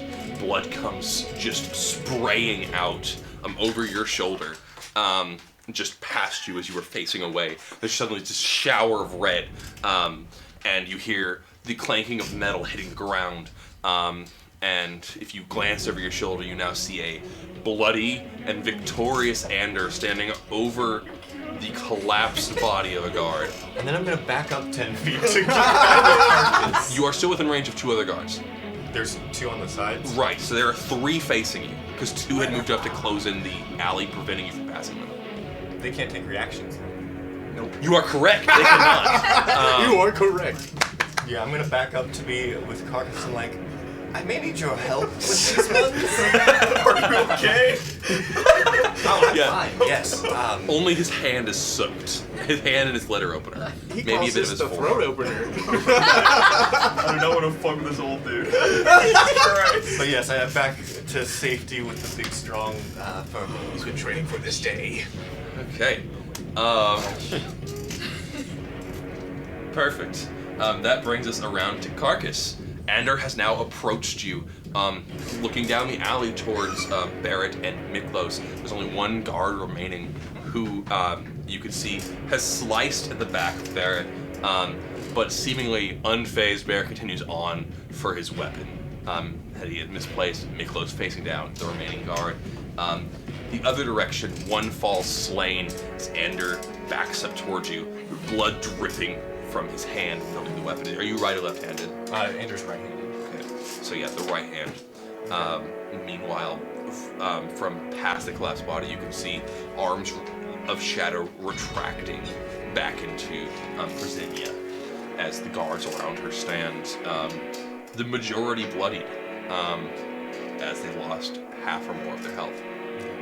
Just to make sure I'm understanding this correctly. Since that was my turn, now I can use shields. Yes.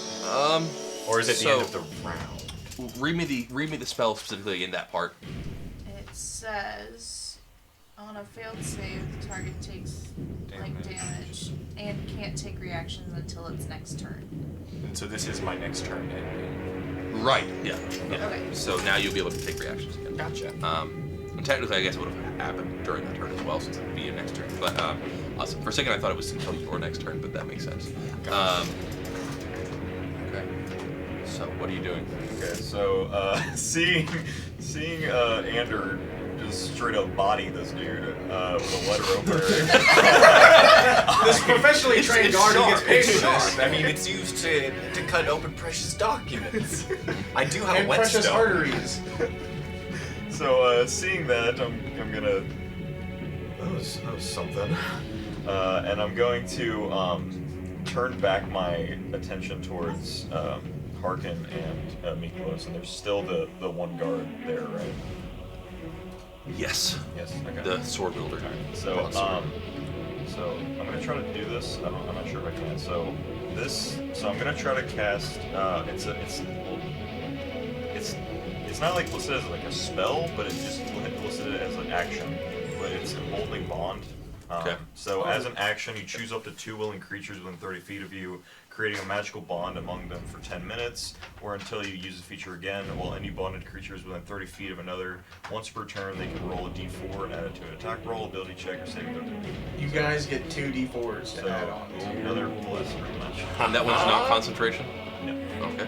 Is that your channel divinity? No, my channel divinity is a That sounds good. Clerics, so man, they changed the game. I'm gonna create a bond between Miklos and Harkin. So whenever they're within 30 feet of another, they can that. So I'm gonna cast that, and then what I was confused about is, can I do this since it's just like considered an action and not like a spell? And can I do that and then take a bonus action and cast a spell? Yes.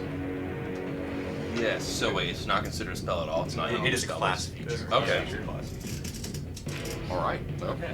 So I mean, if it doesn't say take the spell slot, Bro, it's not a go spell. ham, Carcass. Yeah, Go so- off. so- God. as a bonus action, I'm gonna cast Healing Word first level on Orchid. Word. Okay, now that we finally get in Oh, combat, yeah, I can oh, see yeah, the word. The Yeah, what is Ruse Yeah, synergy. Yeah, what's your healing word? Sorry to put you on the spot. Yeah, I'm thinking. Fireball. And as this is said, there's suddenly a rush of warmth through your body, but not uncomfortable. And you feel your back literally eject this spear. Just kind of push out. How much health did you get back? 1d4 plus 4. And how far down were you? Just I had taken. No, I had taken 13 damage. So 7. 7. Okay. So yeah, the spearhead is ejected, and a bloody, gaping wound is left. It slowly closes, but still, it's still emanating some pus and blood, ejecting some of the bad. However, you feel rejuvenated, Kind of like what Fireball. reinvigorated, and This is one of our warm. best friends. All right. Is that all for you, Carlos? All right. As the enemies once again move, you are now in the midst of a large number of guards who have been made very aware of your presence. Oh my god. What? Demon. They are going to turn on you. Absolutely slashing more out of fear than fury, trying to remove the threat that caused what occurred in front of them. And they, in their current positioning, are effectively flanking. Okay, just making that clear. You Well, have- it was you- nice knowing you. You have set yourself in between 5 guards, and flanking does occur both directly across and catty corner. So if you are here, the guard is here, another one is here, they are flanking. And there's 2 here and 3 here. Okay. And you are here. So. Do you have shield? Oh, I was do. about to say. Yeah. Okay. Monkey. Perfect. The first roll is a 13. That hits. Okay. Now, if you pop your shield, it'll last the entire rest of Yeah, this I'm turn. gonna do Okay, what does that bring your AC to? 17. Okay, so that does not hit for sure. That's 1 down. Another 13. 4. Hits. A natural 20, Oh, and that leaves 1. That's rough. A 16. That's She not- just goes. That is Only one hit. One more than that. And the one that hits is an axe. A large, a battle axe. Poke her with like a dagger. As a guard of the letter opener. He's got one and it's working out. You know, the Duel of Fate starts playing when him and Andrew go big. And you do take 10 damage. Ooh. As this axe meets its mark and gashes deep into you. It's a double-sided axe, or well, it's got Double-headed. double-headed axe, and the point up to almost the shaft itself embeds itself completely into you. You are facing the guard who's done this, and you can see the axe up to the shaft is now embedded in your body before he rips it back, causing a fierce pain in your chest, and narrowly missing your heart. Hey, it's pretty impressive you defended off 4 guards all attacking you with this Yeah. mallet. Andrew's beaming because he recognized the semantics for shield, and I was like, oh. Yeah. then- Because as it seems like weapons are beginning to hit, suddenly this glowing barrier just millimeters from her skin will deflect almost every attack. Daggers, sword, spear, axe, doesn't matter. They're bouncing off until one finally finds that shimmering gap in the shield and slices right through, dealing 10 damage. Back to the guard with you, except that he is now Miklos. You have passed Miklos for your sword, I believe. Yeah, no, I'm just going straight for the sword. And he's going to charge with yeah, never mind. With his eyes closed. Yeah, seriously. As he charges with his sword. Can He add a D4? you pull him up? He's within. This is the guard. This is the The guard. guard, Oh, bro. sorry. I mean, My like, bad, if you sorry. really want him Sorry, to. I thought it was me. I thought it was Miklos charging. Sorry. No, you're good. I don't mind. We can add it in. No. Wait, is he I'll charging ask. me or Nicholas? Nicholas. Okay, Yeah, cool. no, he had to pass Nicholas to get to you. Yeah, that would. Um, I mean, then again, I'm the murderer here. So. Treasure. It's only murder if you plotted it. That No, what is- I'm performing is manslaughter. There we go. Oh, okay, yes. Just like the park. They just happen to be in the way of my swords. Yeah, your sword is your vehicle. fell onto my sword that's 3 right. times. Out of the way. Beep beep. Good lord. Yeah, the sword comes slashing down. Not even going to give this one the privilege of a nice description. He just whiffs, and Miklos steps back. And that brings us to Miklos, who's going to return in kind with his double daggers. No longer flanking, and no longer doing damage. Wait, he never did. The dagger Plus, comes. You can add a D4. Because he's within 30 feet? of me. Mm-hmm. Will it still hit? Doesn't matter. Try. Definitely. He charged sword with his dagger, but essentially just a flurry of blows as the two of them are just passing each other. It's more of a nobody taunt. connecting. It's kind of it's almost like ceremonial. It looks like as a maybe pre-scripted. Mating dance. And that brings us back to Brasinia. You are being set upon by all of the guards around you. Your shield at this point is worn off, I believe, and you're back down to your typical AC with a large gash across your chest. I am going to. So the five in front of me, are they like? So there are 3 within 5 feet in front of you, Okay. and then 2 more that are further back, and they are actually readying crossbows. Okay, But how they don't close have a are they clear to line of the sight. others? They're about 10 feet behind them, so they're almost back to the Okay. crowd. Is there 2 people behind her? Or so sorry. Yeah, There's 2 directly behind her, 3 in front of her, and then Right. 2 more behind there. them. Okay, so you're really in the thick of it. Right. So get better once we have the map. Yeah, absolutely. Yeah. Something we're currently working I'm on. not like a lot of. Okay, I am going to back myself up just a little bit, probably to be, on the other side of the 2 that are behind me at the moment. Mhm. And I am going to cast Ice Knife at the one in the middle Okay. Of the, okay, so of you're. the 3, Okay, 3. because they're all right next to each other. You are within 5 feet of them. Right. I'm sorry. There we go. Everything's falling. I got it. I'm sorry. You're within 5 feet of them, right? I am not. Okay, so there are 3 directly in front of you, Yeah. 2 further behind them. I have moved. Oh, you've moved backwards from I them? have moved backwards, but Okay. it has a range of 60 feet. Have you taken the dodge or the disengage action? All 3 of them can If attack you you. They would leave get their attack area, they get an attack. What roll. is their area?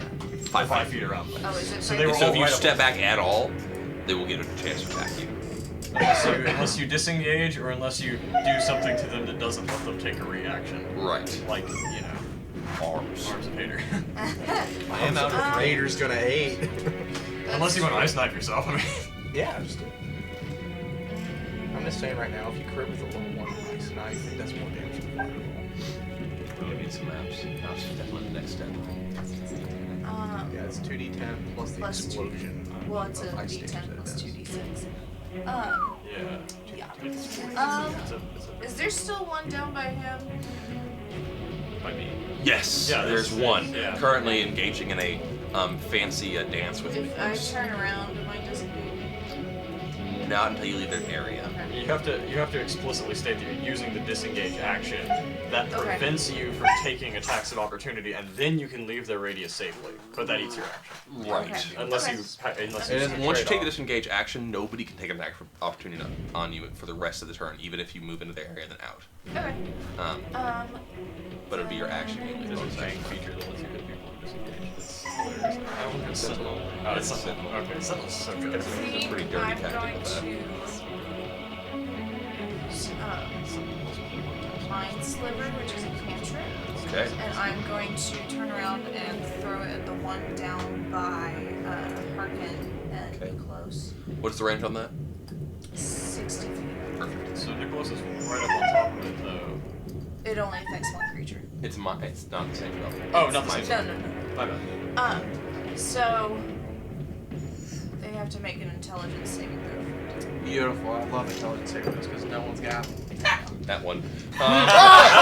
He's like, Okay. He so welcomes it. They are going to take 6 psychic damage and subtract 1d4 from their next saving throw before the end of my next turn. Okay. okay, well, A lot of D4s going I around. believe this is the first damage this one's taken. yes. He's fresh. Yeah. Since I haven't attacked him, Nicholas certainly isn't doing anything. So. So as he's been able to avoid almost every physical attack up at this point, he suddenly clutches his head and lets out this terrifying scream as you can see like little veins bulging on his forehead. Like that. Like that. Yeah, exactly. exactly. Whimpers. Yes. That's 6 damage, and then minus 1d4 on the next saving throw if it happens this next turn. And you've taken the dodge or the disengage action and stepped away from this group. Okay. Oh, The spell wait. was an action. Yeah, the spell was an action. Oh, I apologize. I thought I heard bonus action. Okay. That'd be a really good bonus action. What are you doing for your bonus action?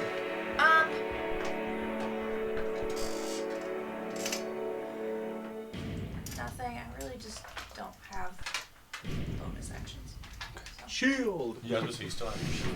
Yeah. And you could cast it as a bonus action technically, but then what would you use for your reaction essentially, unless it's going to be an attack opportunity. Right.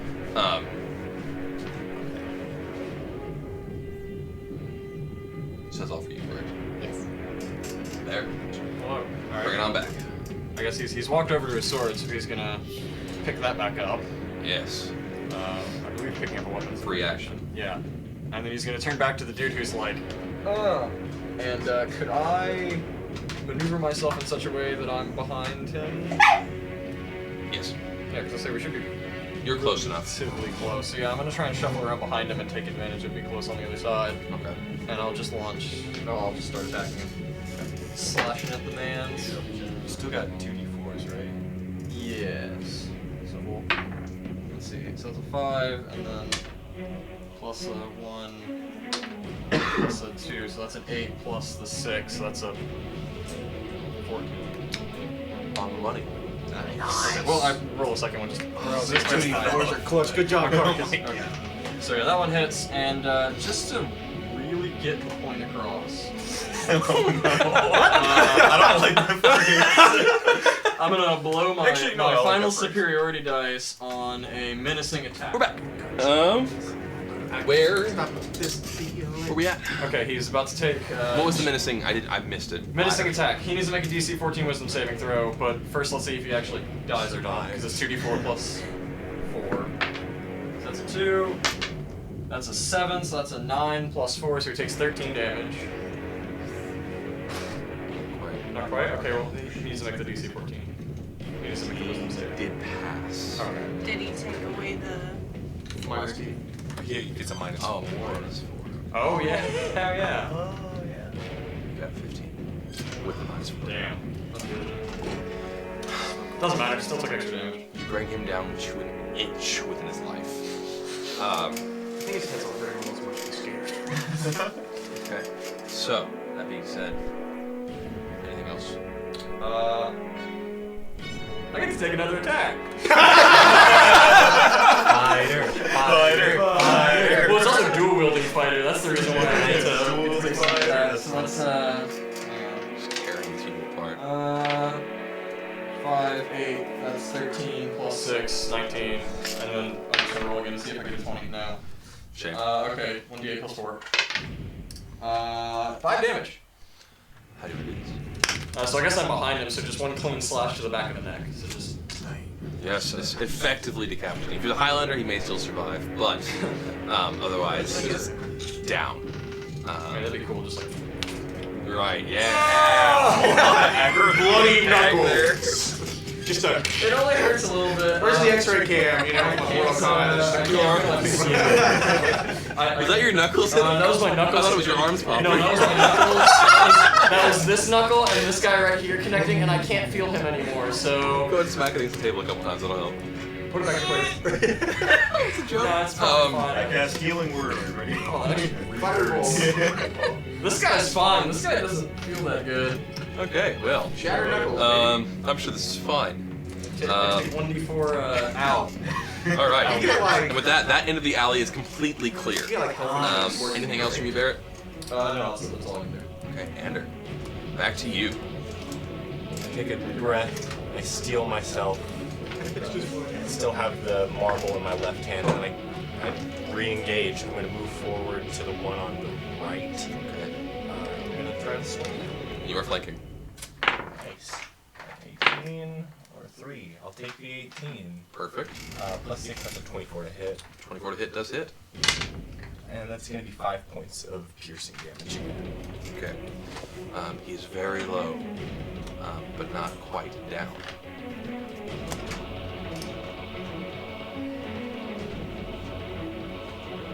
I'm sorry, I'm trying to think of. Oh, you're good. This is the best Brachia has to offer. The Empire may not last very long. Ooh. Trying to, like, taunt. Yes. Trying to get some heat off Their of mental is chalk right now. Bro, they're getting their ass kicked by a 61-year-old man who's a librarian. I would like you to roll Tired of a... Yes. Okay. Arthritis check. Yeah, Pinky's not really working right. Let's go with a intimidation. Yeah. That's an 11. 11. Okay. Your words definitely strike a chord as your dagger strikes their neck. Their faces, they're facing away from you, trying to take down this wizard in their midst, who's been taunting them and attacking them, leaving him wide open for your dagger to stab into him as you release those scorching words. You can't help but wince as the words seem to strike at least somewhat true, and he's going to turn and face you first. If you have nothing else you'd like to do. Yeah, that is my turn. Carcass, you're up. So, sorry, I'm a visual learner, so I'm trying to You good? memorize the battlefield. So, Everybody's on one side now. There's nobody left on. So, what is the situation with Presinia? Is she still like surrounded by? Yes. So there were 3 and 3, but middle was taken out a while ago. So that's 2 and 3, and The 3 of the first. she's in the very center, and Anders on the right. And then Andrew just made the attack against the one. This one right here. Yeah. So it's 3, 2. Visualizing it. Sorry. No, you're good. From here on, hopefully we'll have battle maps, this kind of thing. In fact, I know we will. Yeah. So, I'm going to, because I heard Presinia take the blow from the axe, and now I see Ander in a fight with the other guards trying to hurt Presinia. So I'm gonna go over to Ander, the one that I'm gonna walk over to Ander, the dude that he's attacking. I'm gonna take a swing at him. Whoa. Fist. What? Big what? what? Carcass. So, This is a big deal. Yeah, that's huge. True colors.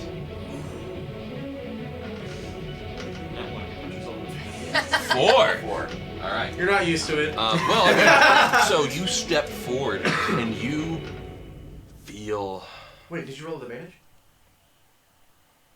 Who is he going for? The one on the right. is flanked by me and Presinia. Okay, so you would not be able to get into a position of flanking unless you went all the way around him to be simply because. Let me draw it out. I don't know. I didn't see. Yeah, no worries. Anders. Also, you have bless. Okay, so Bless yourself. do I add this plus 4? this is essentially the battlefield in this moment. We've got the square being Ander. Yes. The dot with the circle being Kuzinya. Actually, and looks then pretty 2 much the here, same. 3 here. Yeah, perfect. And then 2 more back here somewhere.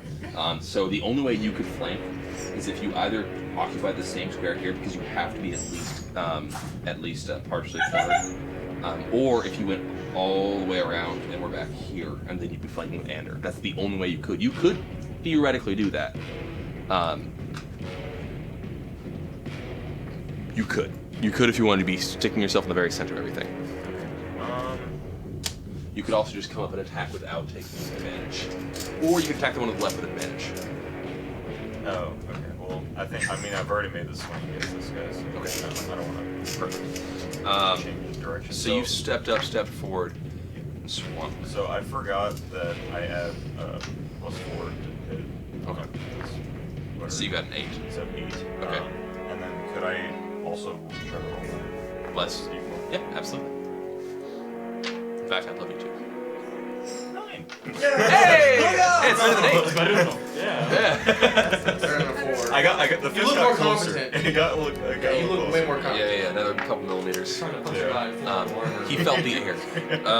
So this huge hulking figure, stomp, stomp, stomp, comes stepping forward. Dressed only in tattered clothes, still slightly damp. I do believe. Well, at this point, maybe not as much, but it is a cold night as it is currently fall. So you haven't had a chance to dry off. However, you are so much lighter than you have been for a very long time. And misjudging the distance, because you're no longer attacking with a weapon or holding a shield, you swing much too short to hit the guard. I swing and then I kind of look at my fist like, alright, I'm used to this. All right. Anything else from Crocus?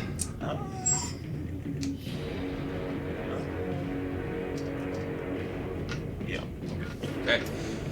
With this, the one you taunted is going to turn and attack, which I assume was the goal. Yeah, I'm shielding no matter what because it heals my ward. So I have a He- 21 AC. Hits with an 18. 21, you said? Yes. Okay. So he does not hit. He's going to glance off of your ward. Next is going to be an attack on you from the guard to the left, who's turned and now seen this large figure swinging as an ally. 10. That's your AC, isn't it? Oh no. So I'm gonna have to have you roll a concentration check. So it's gonna be your, I believe, Constitution modifier. Yeah, DC 10. Okay. I have from Warcaster I have advantage on to make 10 Concentration save. Perfect. There you go. Nice. Love that Does the feat. bless count as a saving throw to add while you're This is a concentrating? saving throw, yes. Yeah, so you can also add the I believe it's a Constitution saving throw. Constitution saving throw. You've got the D4. I Yep. can still Yeah. Yeah. Because you get So what intelligent. was your highest? Well, Okay. I mean, yeah, I guess it would have to include. You this. can beat it with the, if you get a 2 or more. Yeah! What did he get? What did he get? Clutch. 11. Okay. So in a weird paradoxical way, your bless ends up saving your bless from being unblessed. Without the bless, you would. I mean, what can you say? Just has Jesus on his side. Yeah, something like that. Eldith is with you. Just have a minor monologue.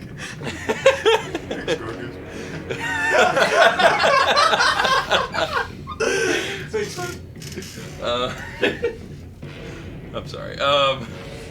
So yeah, you narrowly avoid this swing, bringing us to 3 now opposing Prosinia.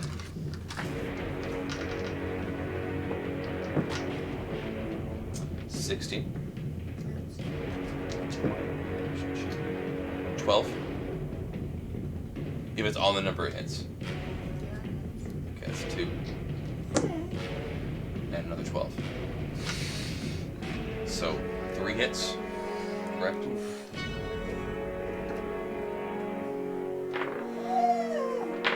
too. Yeah. 14 damage overall. As 3 weapons hit their mark, all slashing you in different ways. What does that bring you to? Perfect. Yeah, we're good. Good to know. You got 1 health, you're At good. this point, seeing the losing tide of of guards. One of the two crossbowmen turns and starts to enter back into the crowd. Meanwhile, the other readies his crossbow waiting for an opening. That brings back to Miklos, who is going to turn to you. Are still in the city. Yeah. I just killed the guy that was right between us. So. I don't know you, but thank you. Your friends, they're still fighting. Should we help them? Yes. Okay. Let's leave them. They got it. He's drilling up. He's got just. All right. And he's going to take his action and his movement to make it to the other side, joining between the two of you. So now the three of you have made a front against these oncoming invaders. All right, and that brings us to Prosinia. You have now been slashed the into your life. Disengage and run. I'm gonna disengage and go back behind this front that they have made. Okay, you have enough action for that, sure. Okay, and anything else? Any bonus action? That's it.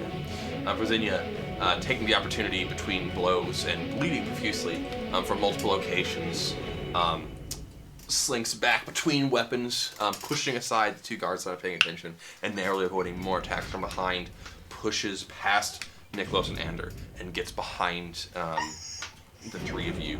Which one are you standing behind more? Carcass, Miklos, or Ander?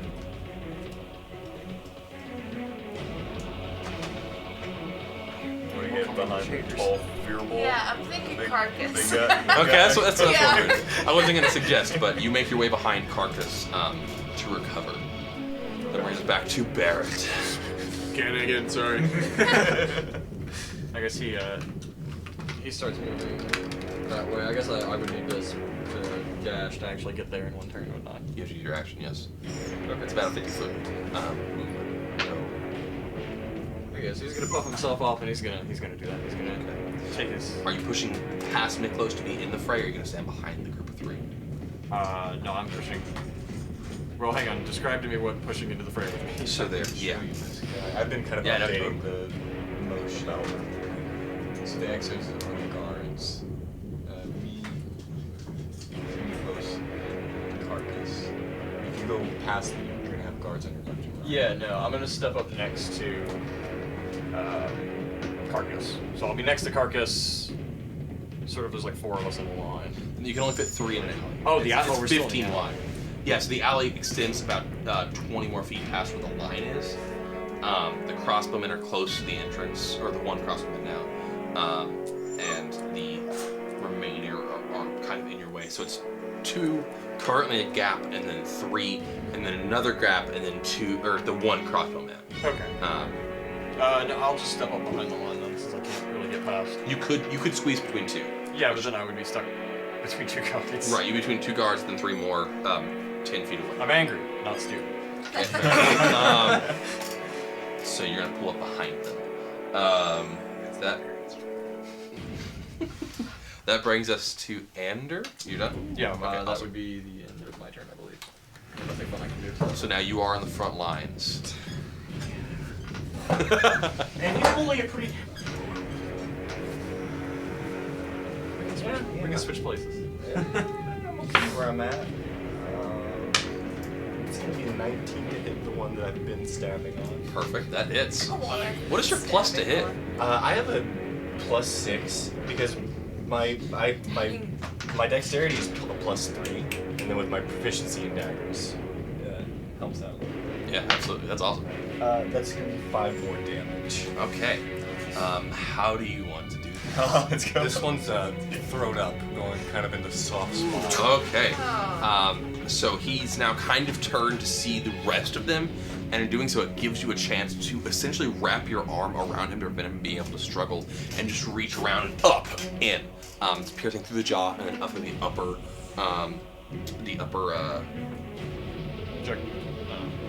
Jugular's down. roof of the mouth. The soft palate. And then up into the brain. The letter opener piercing all the way up like a sharp pointed arrow, and piercing and letting not just blood and saliva, but also just probably some brain juice ooze out from the wound below the chin, and the eyes roll up in his eyes.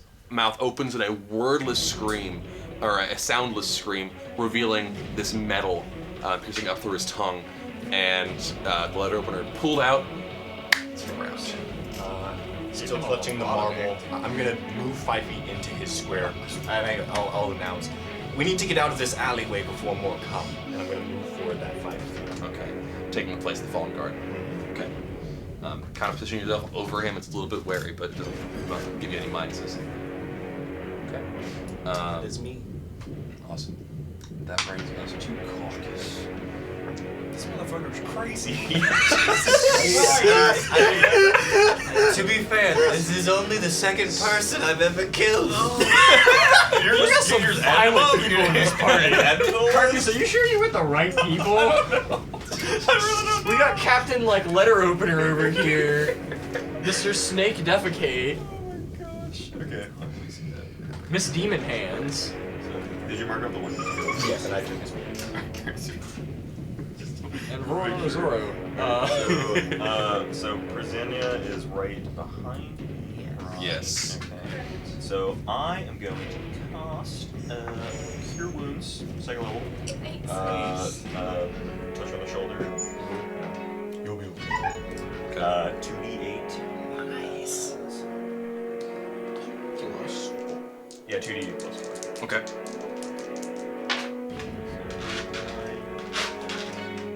So 13. Nice. And You feel much better. I think I only got this. I think it's going. Okay. Still kind of shielding Presenia, bouncer style. Just This is also round 4, so there's 2 more rounds less. okay. Right. Bolden Bond plus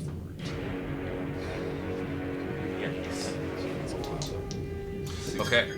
So there's only one guard currently directly with this front, and he's going to take the disengage action and step back. So none of you get an attack opportunity unless you have Sentinel, which I don't believe any of you do. Up front. You do? You're kidding. Alright, would you like to take attack opportunity I on? don't have Sentinel, but I do have attack opportunity. You have to have a Sentinel feat to attack somebody who's taking the disengage Yeah, action. Sentinel- I thought you- I can do it. Sorry. I was gonna roll with it too. It's like cleric, okay.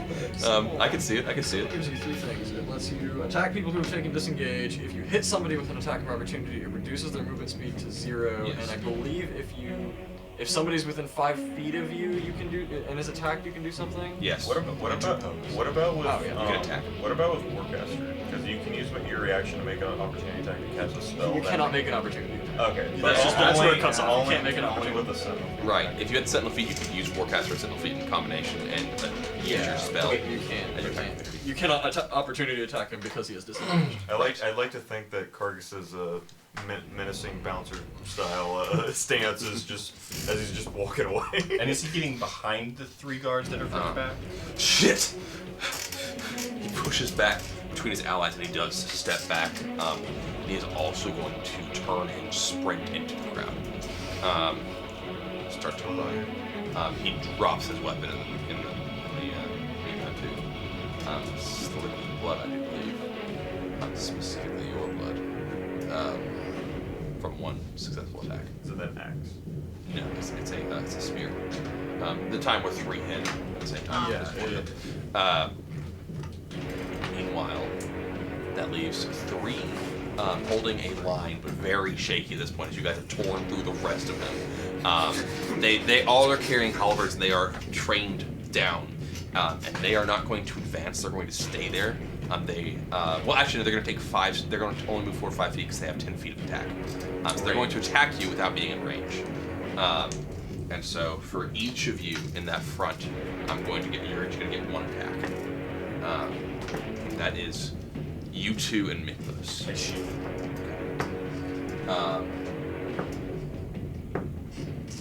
Not a single one is going to connect. Wow. You got lucky because the 10 was not on you. It's the one next to you.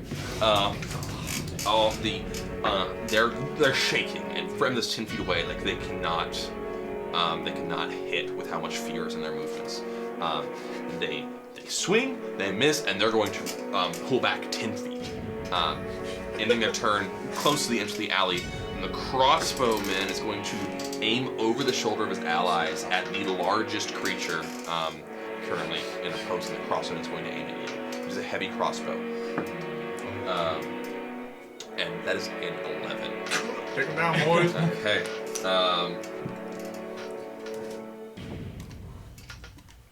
This is where Solus sneaks up from behind all of them. Hey And then a guys. giant spider. And then an anaconda slithers through the alleyway.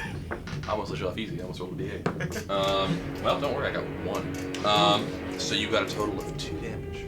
Wow. Just clipped you. Nice. Wow. Yeah, you get mincemeated and the heavy crossbow. Man. And, Yeah, it looks like their confidence is wavering right now, so.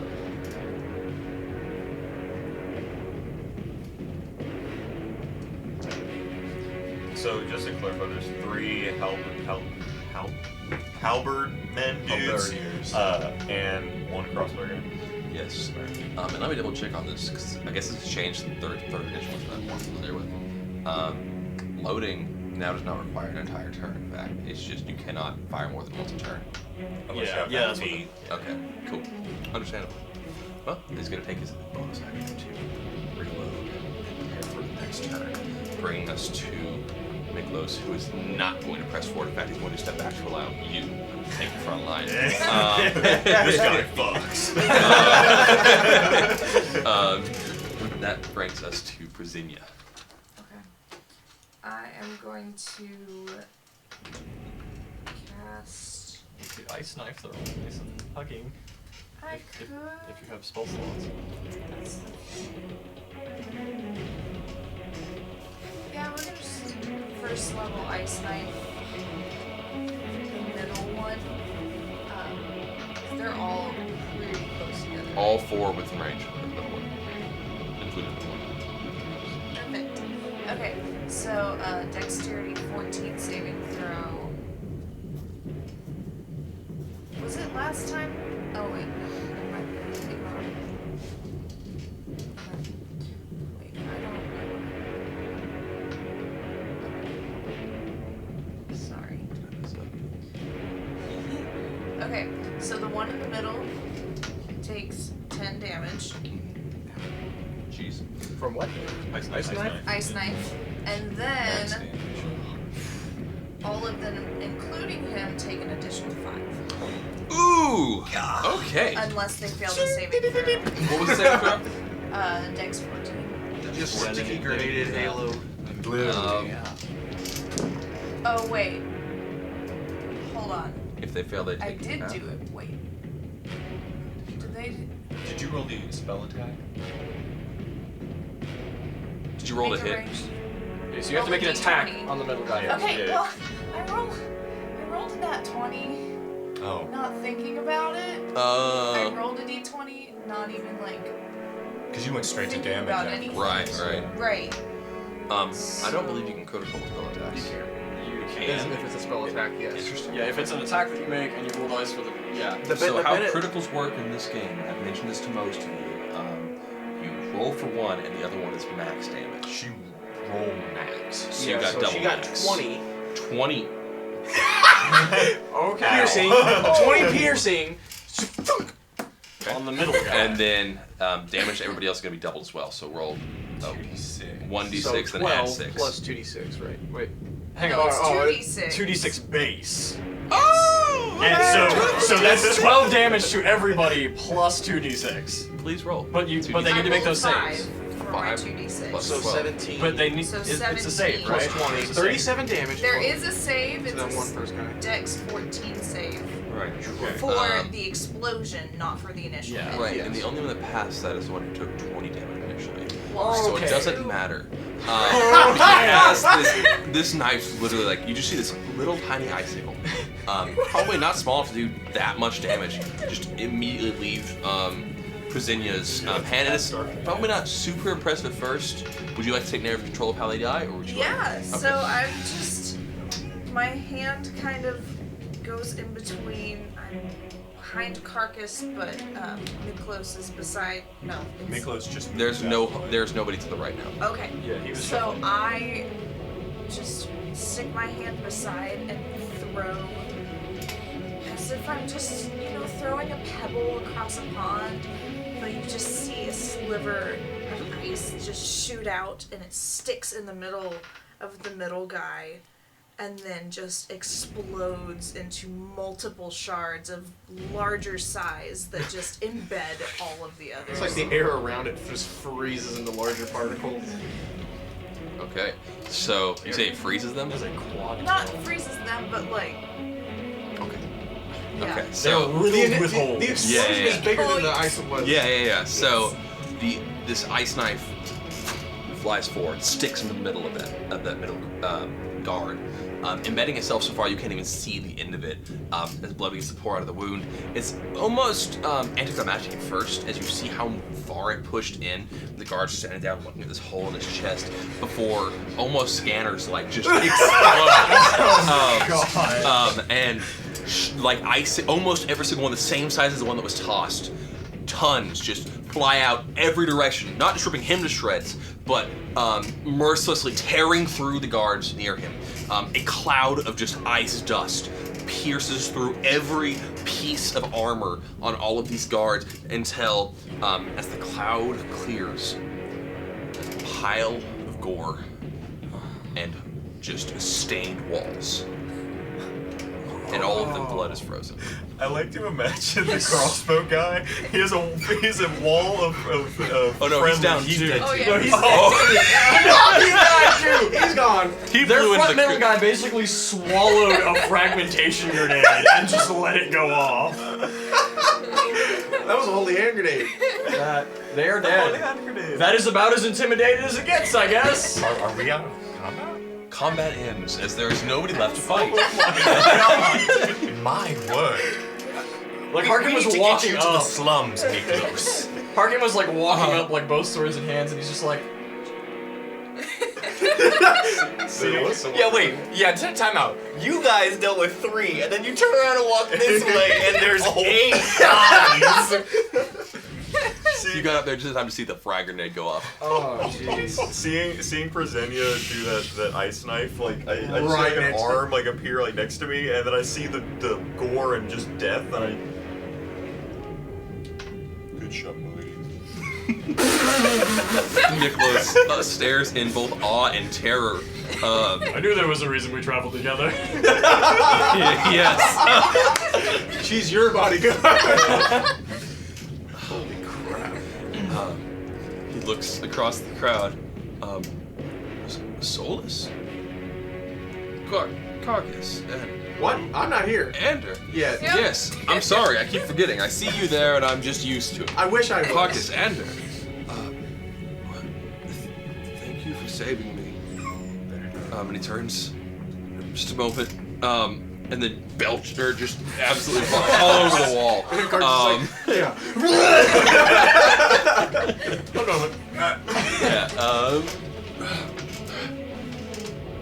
Where are we going? I would like out of this alley as soon as possible. The alchemist shop in the slums. There's allegedly still a safe house there. We need to move quickly before more guards arrive. Of course. All right. I go over to Miklos, patting him on the back to help him get more. God. Do we have to go that way? I use prestidigitation and I like pull as much of the blood as I can, like kind of scooch it to one side of the alley. Literally part the Red Sea. Literally, like. Yeah. You hear the crackling of ice as the frozen shards of gore are spread apart, revealing a nice cleaner than the rest of the alleyway path. No dust, no dirt, nothing. As if you found the miracle. Are there any limbs like frozen to the wall? Most definitely, but you can't really tell them apart from everything else. If you went digging, you could find them. Speaking of, anybody want to raid those corpses? No, That was a joke. I do point towards a weapon for Carcass. Okay. So There are a few weapons around. I would say that the weapons held by those 4 are relatively useless at this point, as a frag grenade went off in their vicinity. Even metal could not stand up against the onslaught of ice and cracked. However, there was that spear that was dropped on the way out, a broadsword nearby, and an axe nearby, and 1 halberd is still usable. Proficient. So this is the axe that struck Presenia, right? Yeah, the battle axe. So yes. So seeing that on the ground, I'm gonna go over and pick it up and kind of try to wipe some of the blood off the blade. Okay. This is not used to carrying such things, but we want to get after it. Put her on my back. There's a small crowd gathering at the edge of the alleyway, terrified and backing away, but also morbidly interested. It's like a train wreck. I will take up the rear, just in case something happens. I've got a little bit of juice left, but not enough to really help us Are out. you guys freaking sloppy? So Sort of a fair the fight. 5 of you are taking off at this point. Yes. Was there anything you said you were going to do something? I said if there was anything just like interesting on the corpse, it's probably destroyed. For the most part, you can't really see anything. Roll me perception. Actually, no. Yeah. Perception plus 3, 19. There is a 1 visible coin purse out in the open on one of the bodies. Otherwise, there's not really anything interesting. Obviously the weapons, a few cloaks attached to armor, and a lot of blood. See what? I find a particularly unbloody piece of cloak and use it to wipe my blade clean. So both of them just. And then, Okay. And as you do, you inspect the blade that went flying. No damage. and I'll swipe the coin first one. When you pick it up, it is unusually heavy. Probably That's always the case. Slip it open and peek inside, but not too interested. Not counting per se, just taking a look. Just a quick glance. There are a few coins in there. There's also something glittering inside. Not necessarily a gem. It's like a shiny stone, like a rock or something. Maybe found in a creek bed. Maybe. He'll just cinch it back up and stuff in his bag. I'll make a note of that real fast. Coin-wise, go ahead and add 2 gold and 5 copper. That's like more money than I had. So also with Tarkus, I had the axe and I saw that it had struck Presenia in the battle. So assuming that the blood on the axe is also hers, I'm gonna look towards Presenia and see and notice that there's still some wounds from the battle, and I'm gonna cast prayer healing on her. So 2d8 plus 4. Gosh, it's nice to have a healer. Yes, it is. I'm also a healer. I miss Solus. Where did souls go? You're still gonna treat me like I didn't just straight up kill 2 people. Yeah, I didn't see it. 12. Thank you. And as you take a moment to rest after such a taxing spell, suddenly you feel a little heavier as the humidity around you kind of congeals into dew. It's cool and soothing on your skin, cleaning you of the blood that's currently pouring out of quite a few holes in your body. And does that bring you back to max? Yes. Okay. I'm back. And completely removes any sign of scarring or damage to your body.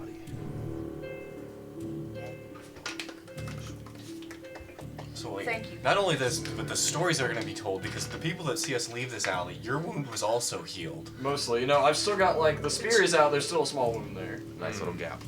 Wow. Little hole in me.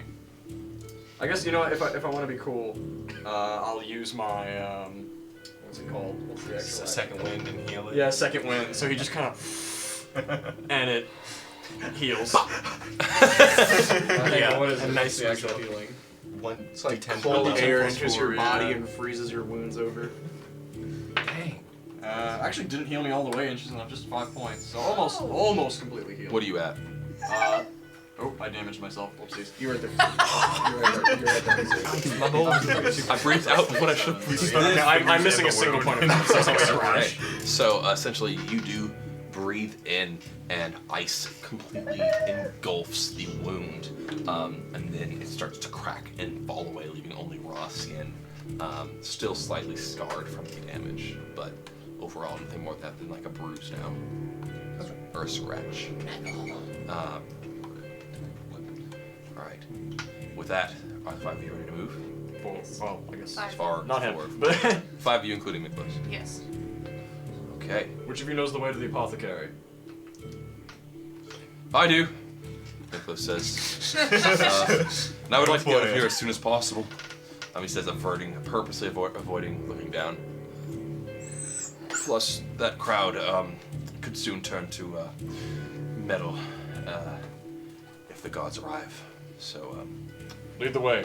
I'll follow closely behind.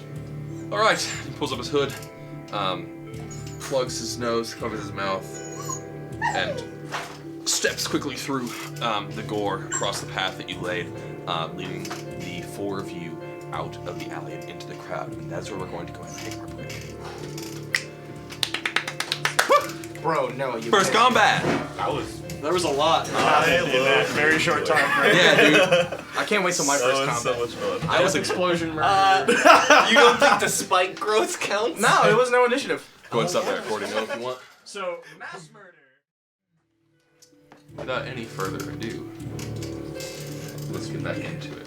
So, for all intents and purposes, the 5 of you, so Elizabeth, including Miklos, were able to make it out of the city without being found.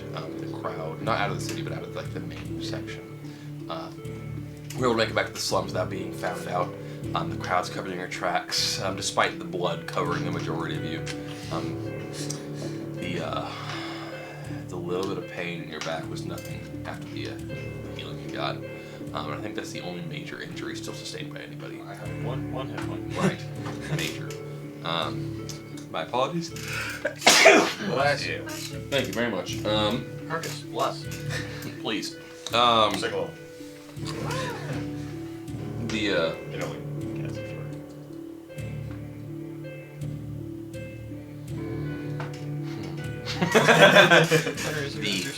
that brings us back to Solus, and I want to go ahead and ask. There's a little bit of time missing because the battle was pretty quick. It was 24 seconds in total because it was 4 rounds. I think it was, It was 4 rounds. It was really short. But I'm pretty sure it was 4. But either way. It ended at the very end of the 4th round. Right. So that being said, there's a little bit of time there. You went and warned some people, and then what? I was just heading back. That was, I already thought I got done with the warning of people when I was heading back, and that's when they got into the shenanigans. Okay. Because I feel like I did the best I could until everyone. Well, you're heading back up that main road. Yeah, I'm pretty much heading back to where my party members were at to the gate of the slums. I thought I heard you say there was like a gate or something that hasn't been used necessarily. That's on the. That's to the outer. Like that's outside the city. That's to leave the city. Okay. But it's guarded. Well, it's a closed. main road towards the center. So. Right. So you are able to meet up with the party, the 6 of you together, make your way back to the apothecary, the alchemist's hut that has been broken down. When you get there, everything is silent. The street's empty. What was the name of the apothecary again? I'm assuming Miklos told us. Sure. Skull and bones. It was probably like. I thought it had something to do with skulls or something. I thought it had something like cauldrons or. You know, It is an apothecary in the city. we'll go with. Penis. I don't think so. Penis The Cardor apothecary. Corridor apothecary. Pansy and Primrose. The Pansy and Primrose. That actually sounds.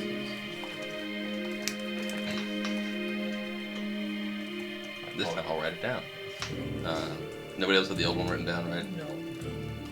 That's crazy. I thought Well, you knew that. the viewer will probably figure it out last episode. So Last one and this one, they had to change branding throughout that time.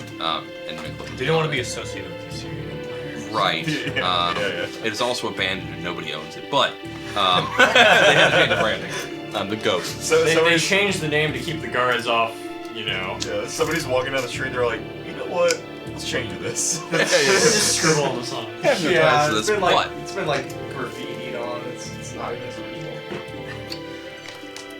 Okay, so you make it to the Pantheon Primrose, and it's really silent. There is nobody in sight, and Miklos leads you all to the front entrance. He reaches for the door, takes the knob, twists it. With a loud, the door opens, echoing off the buildings around, just deadly silent. You're almost far enough away where you can't even hear the crowd in the distance.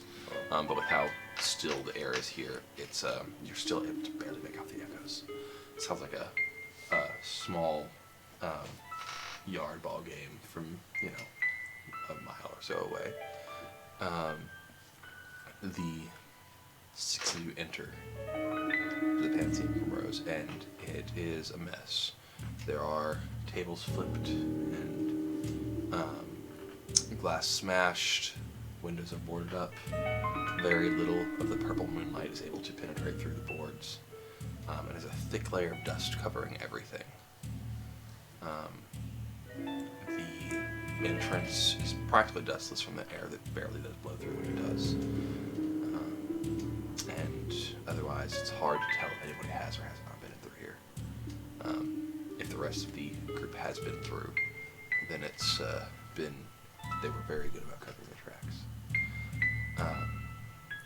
Miklos steps up to the bookshelves, goes to the third, second shelf from the top, and there are 3 beakers. He reaches for the second one and goes to pick it up, and when he does, instead of leaving the shelf, it pulls up a small portion of the shelf with it, and you hear a click, and then he reaches underneath the shelf.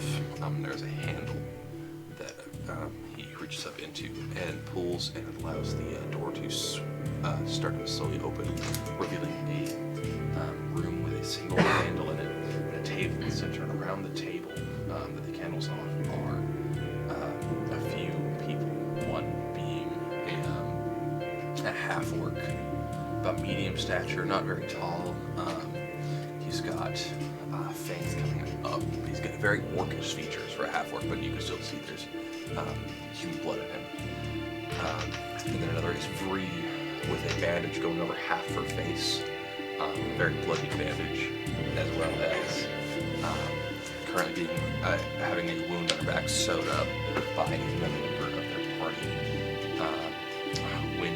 When the door opens, she's trained one from her single-handed crossbow at the entrance, waiting to see who approaches.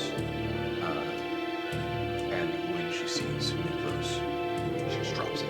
And actually, when it hits the ground, it fires off into the ceiling. God! Why? Miklos!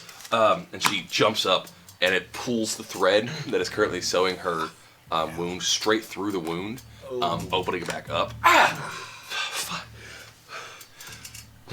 You found him. You okay? Thank God. And she, after a moment of holding him, what happened? Where were you?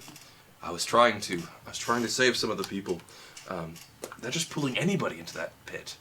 I thought it was our people, but they took Townsend, they took Baldric, they took everybody. They're taking anybody they can find. It's a massacre. There's nothing we can do. This is all that's left of the Blue Hoods. There's 4 people in this room, including Miklos, that have relations that you can tell. Everybody else has been wiped out. I sent Baldric ahead to scout out the exit, and he has not returned. Showed up in here 20 minutes ago. does not bode well.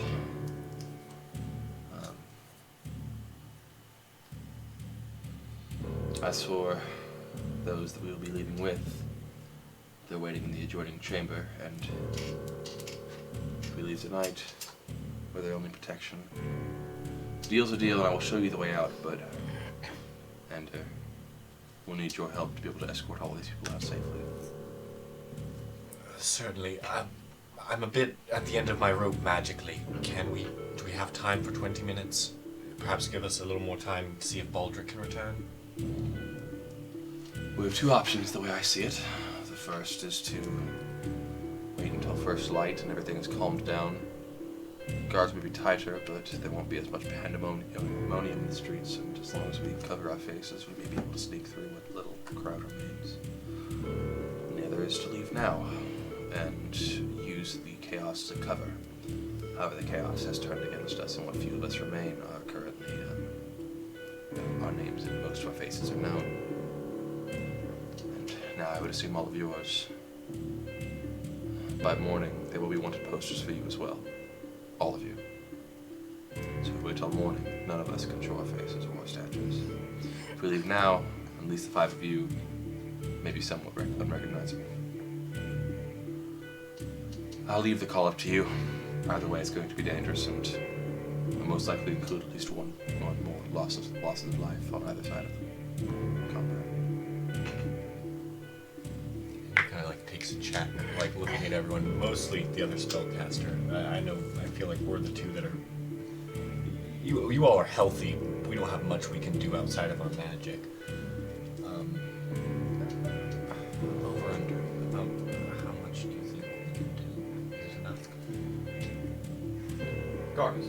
I can still. Help her. I can still do a little. Carcass nods. Carcass, you Find a spend. distraction. Okay. May help cover our escape, but it isn't going to be very large. Right. Other than that, I'm practically useless. I know nothing that can harm another person. Understand. I've got a few spells left that could do some damage if we need be, but not many. But I feel we could power through if necessary. I say the reward outweighs the risk. Then I agree. perhaps we should leave tonight. Leave tonight. How is all with you 5? I'm at my wits' end. I can carry a crossbow and fire it, but past that, I'm broken. Turn it out. And I'm going to lay my hand on her back and cast Cure Wounds.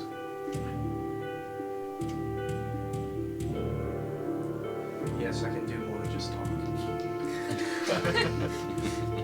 Carcass grins a little bit. I'm going to give her a nice juicy 8. And then... And then, as I'm doing that,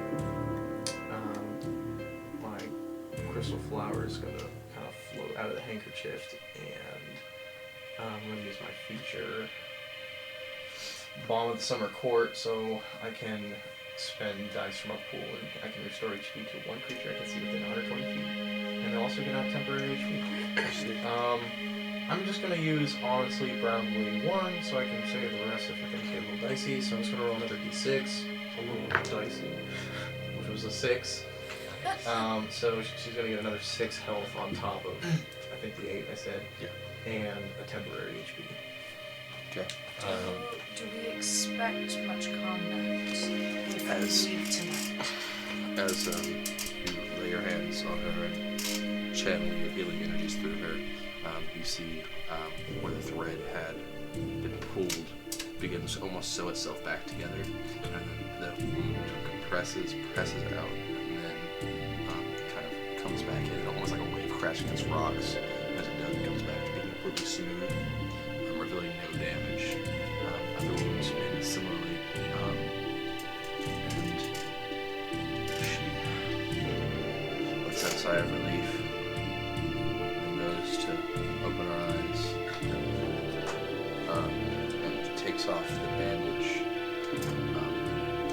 comes off, it falls, revealing a nasty scar across where her right eye would be, but instead of an eye being a closed hollow socket. Well, I appreciate the help, but it looks like the eye is gone for good. I'll do what I can, but I'm going to be a bit off from here on until I get used to this new me. I take the time while you're healing. I kind of go to each of us in turn, and with the mosquito proboscis, I'm cleaning any blood off of our clothes so it can't be used as an identifier. Pulling into a small little bulb in my hand, and then once it's done, I kind of drop it in the corner. With the amount of blood that you've been exposed to, that small little bulb is going to get larger and larger until it's probably about like 4 inches in diameter. Okay. A fairly large bulge. Yeah, just cleaning everyone as I go, checking for any spots. In terms of resistance tonight, everything you've seen and more. This is most likely where they'll come, and there is a chance that if we stayed here, that even though I believe this place to be silent, Lorien did keep notes on our movements, I'm sure, and if anybody I know, he knows where we stay. Despite this being a place that we don't use, he'll know it's something we would if we were pressed. So it may be best to move anyways. Could we spare maybe just a few minutes? I'd like to speak to the group, if possible. Do what you must. I will go to the entrance, because I would rather see them coming than hear them enter. I'm going They to close with me? use- They leave. Are all of their people leaving? No, Just there's 2 those? still in there.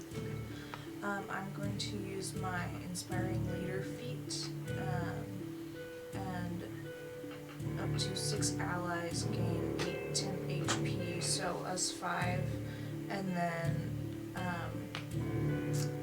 one of the others. Is there one that is more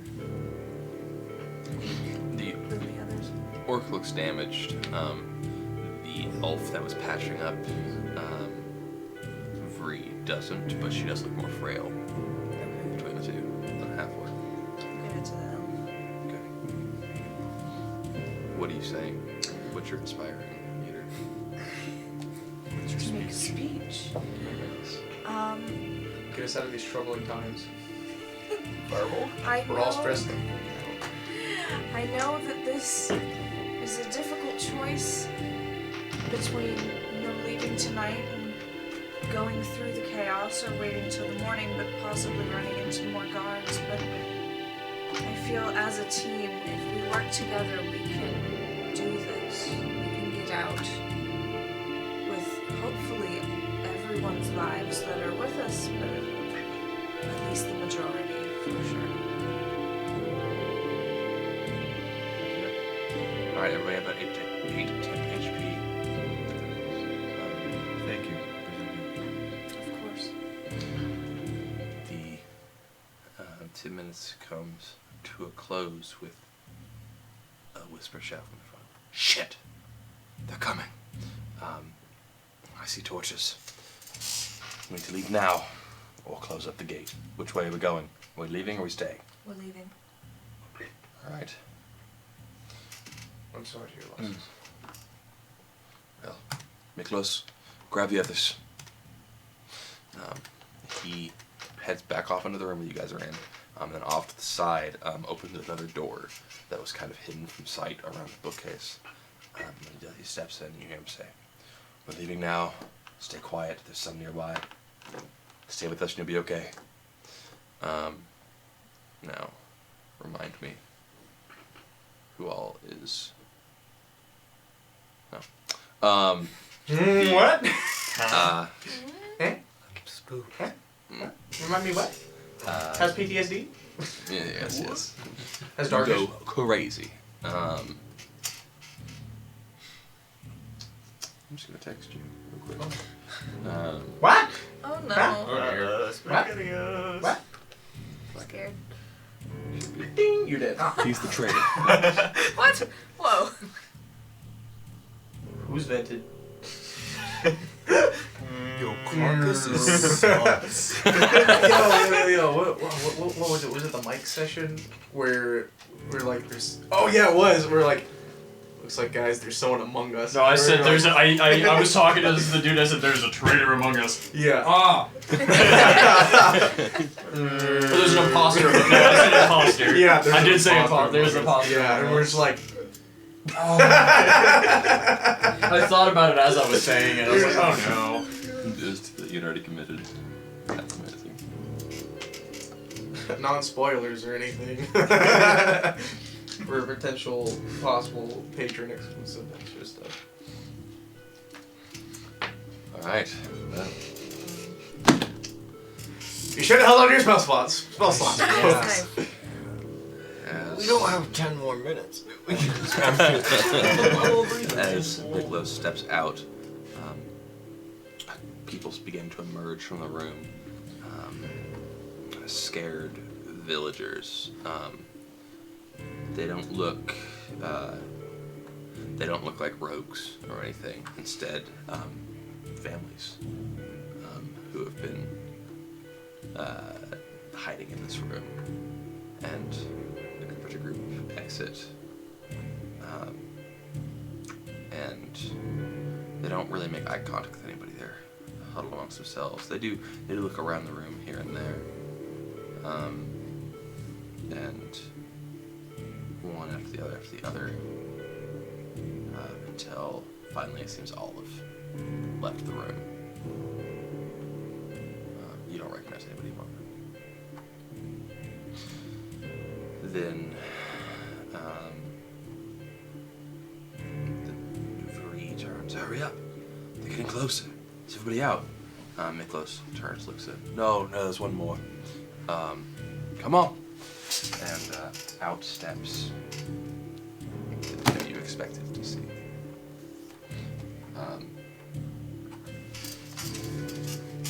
There is a human, probably in her late 50s or so, and a man with her,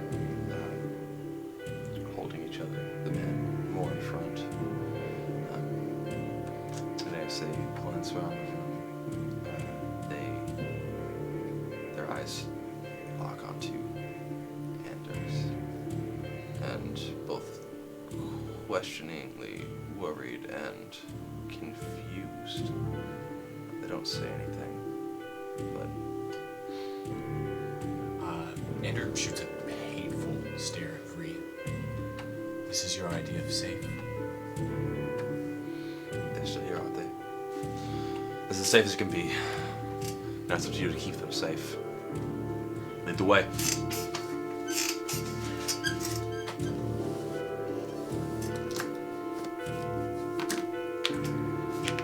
Grab some puff root just in case. Well, out the back, I guess. Quickly, let's move. And she leads the group out into the main hall, where you can see torchlight getting closer and closer, and you can start to make out figures, silhouettes in the exterior. From what you can tell, they won't be able to see in, as there's no light source inside. The candle's been snuffed, the bookshelf is closed by Miklos, and you all quickly make your way out the back entrance, trying to open the door as silently as possible. It does creak a little bit, causing pause in everybody, word gasps. And then as the door is fully open and the first couple people start to enter, you hear the other door begin to open. Heavy boots and the clinking of metal. Who's going out first? What is the order? The people? I'll go in front. You're going very front? Andrew leads the exit. Vree close behind. Miklos stays back.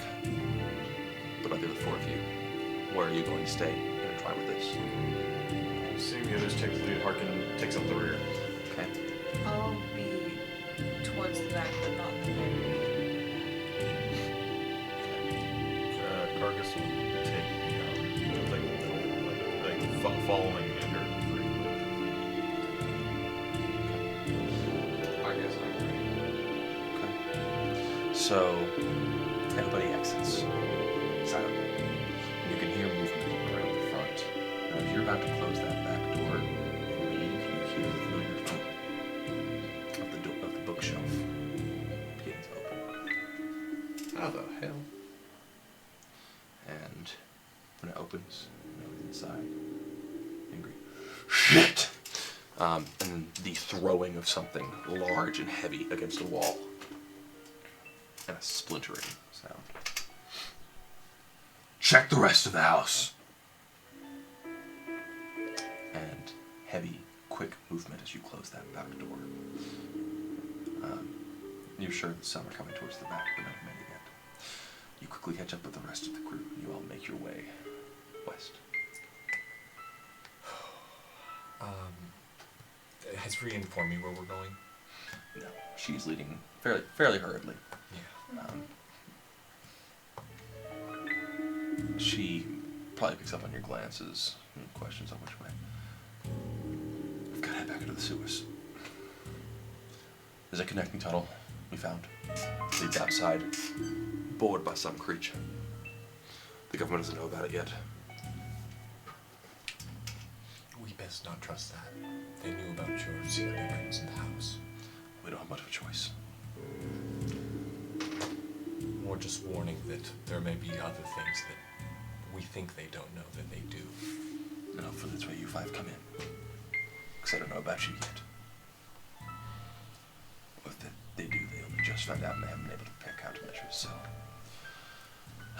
Well, here we are. She turns one last corner between two houses in an alleyway. It's actually, this house kind of surrounds the manhole. It's almost completely covered except for this side that's against the back wall. And there are guards patrolling the top, but they aren't really looking down. And it is, you know, like 3 or 4 stories up. It's a large wall. They wouldn't be able to see you this close.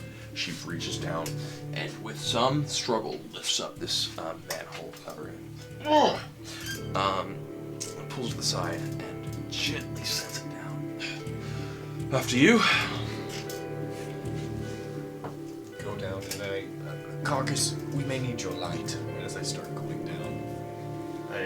In my pocket, I pull my holy symbol out, grasp it a little bit, and then cast light on my holy symbol.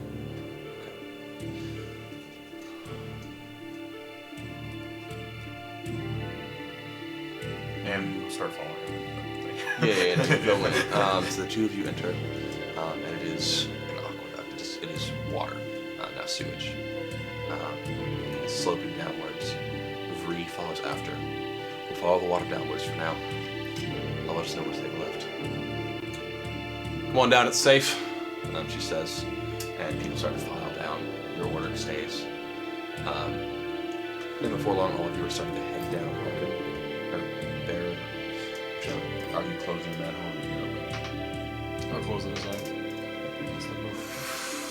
It scrapes across the ground and drops it.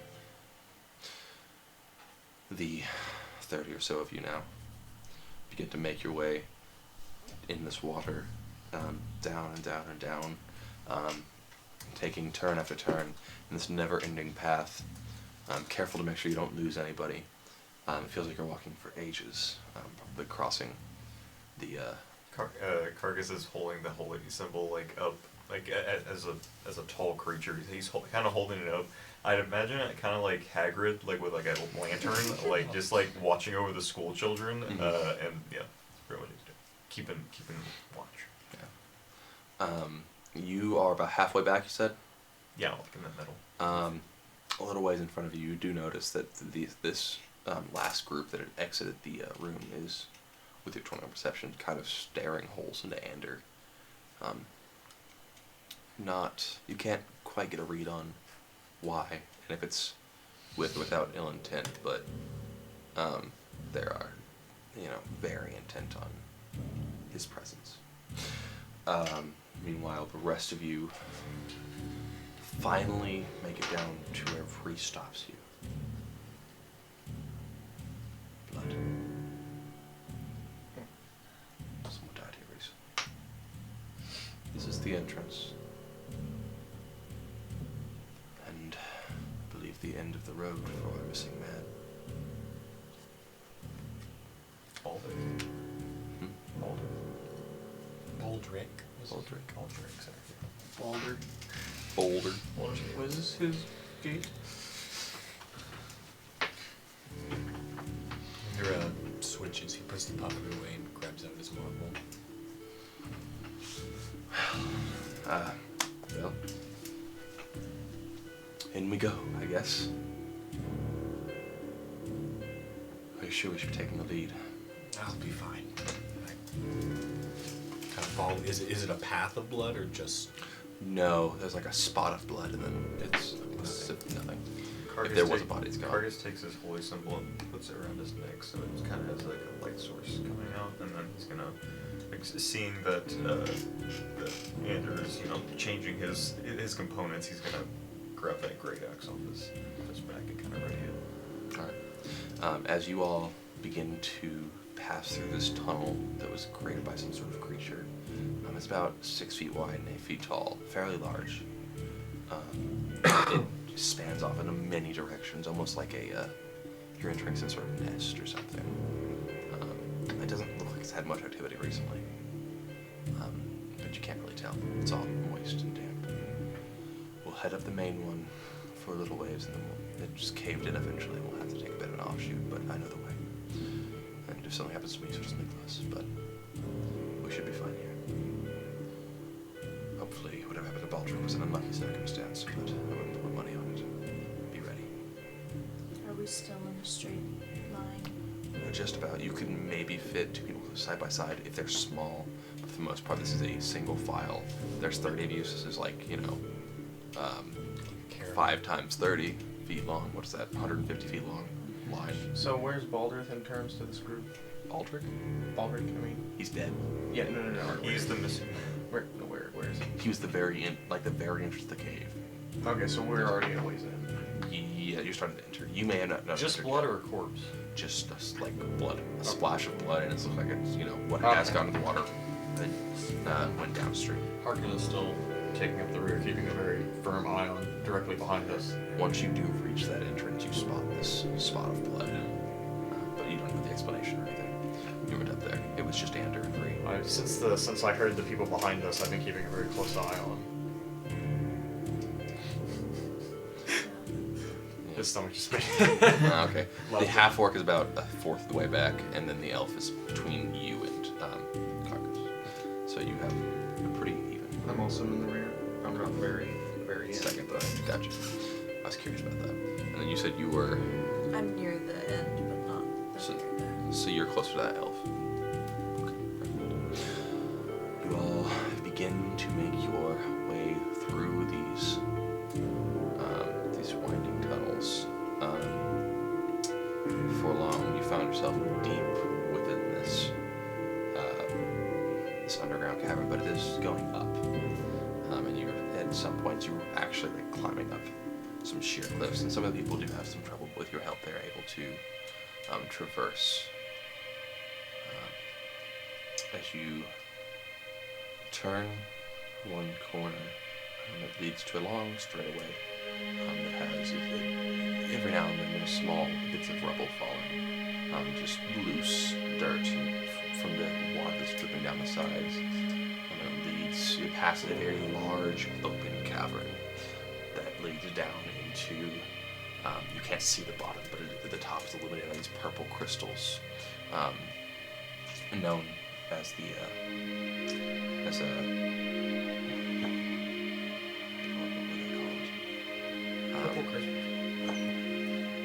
Oh, my apologies. Dragon's Breath. They are simply they're gems infused with powers of the weave. It can give slight attenuation to spellcasting ability, typically strengthening or extending spells. Hard to come by, but in a very difficult place to reach. It would take a lot of time to get these out. But they give off the soft, dull glow that illuminates the top half of this cavern. You can see moss growing and some snakes slithering around, some other smaller creatures out about a small waterfall coming out of one of the walls and trickling down. You can feel a smooth, cold breeze blowing through as you hear pieces of rock and the stream of water tumbling downwards to an unknown depth. It smells moist but somewhat clean. as the water seems to wash away most of whatever may or may not decay here. As you push past, you enter back into just the normal tunnel, a little claustrophobic now that you've seen such a large expanse off to the side. Carcass, you are the first to spot it. Something's not right up ahead, but by the time you're close enough to see it, it's too late. The wall explodes, and a large creature comes barreling out, launching itself at the half-orc, pinning him against the wall with large manacles that wrap themselves around him, and two large hooked arms pierce through his sternum, and the mandibles rip across his body, tearing him in half. And that's where we're going to end today's session. So, Umber Hulk, Hooked Horror. Question mark? Yeah. I'm Bro, going I don't care. I'm going to stab it until it stops moving. Daddy and Keg. Wow. It's just a really big ant. walloped. And I gotta worry about my fucking family. Yeah, I'm just chilling back here at the back, just like. we just hear. Yeah, from up ahead. Well, I hope that wasn't anybody important. You're up. Well, thank you all for joining us for, I believe this is the 7th episode of Channel Divinity. Really? Yeah, Really? this is the 7th Jeez. Streamed video. I believe so. No. Well, no, I Fourth. apologize. This is the 4th. We have The- the backlog as well Yes. from the original episodes. Yeah, never mind. The 4th. You haven't missed anything. I swear. So the other ones are. And we'll see you next week. Have a good night. Yeah! Yeah. All right.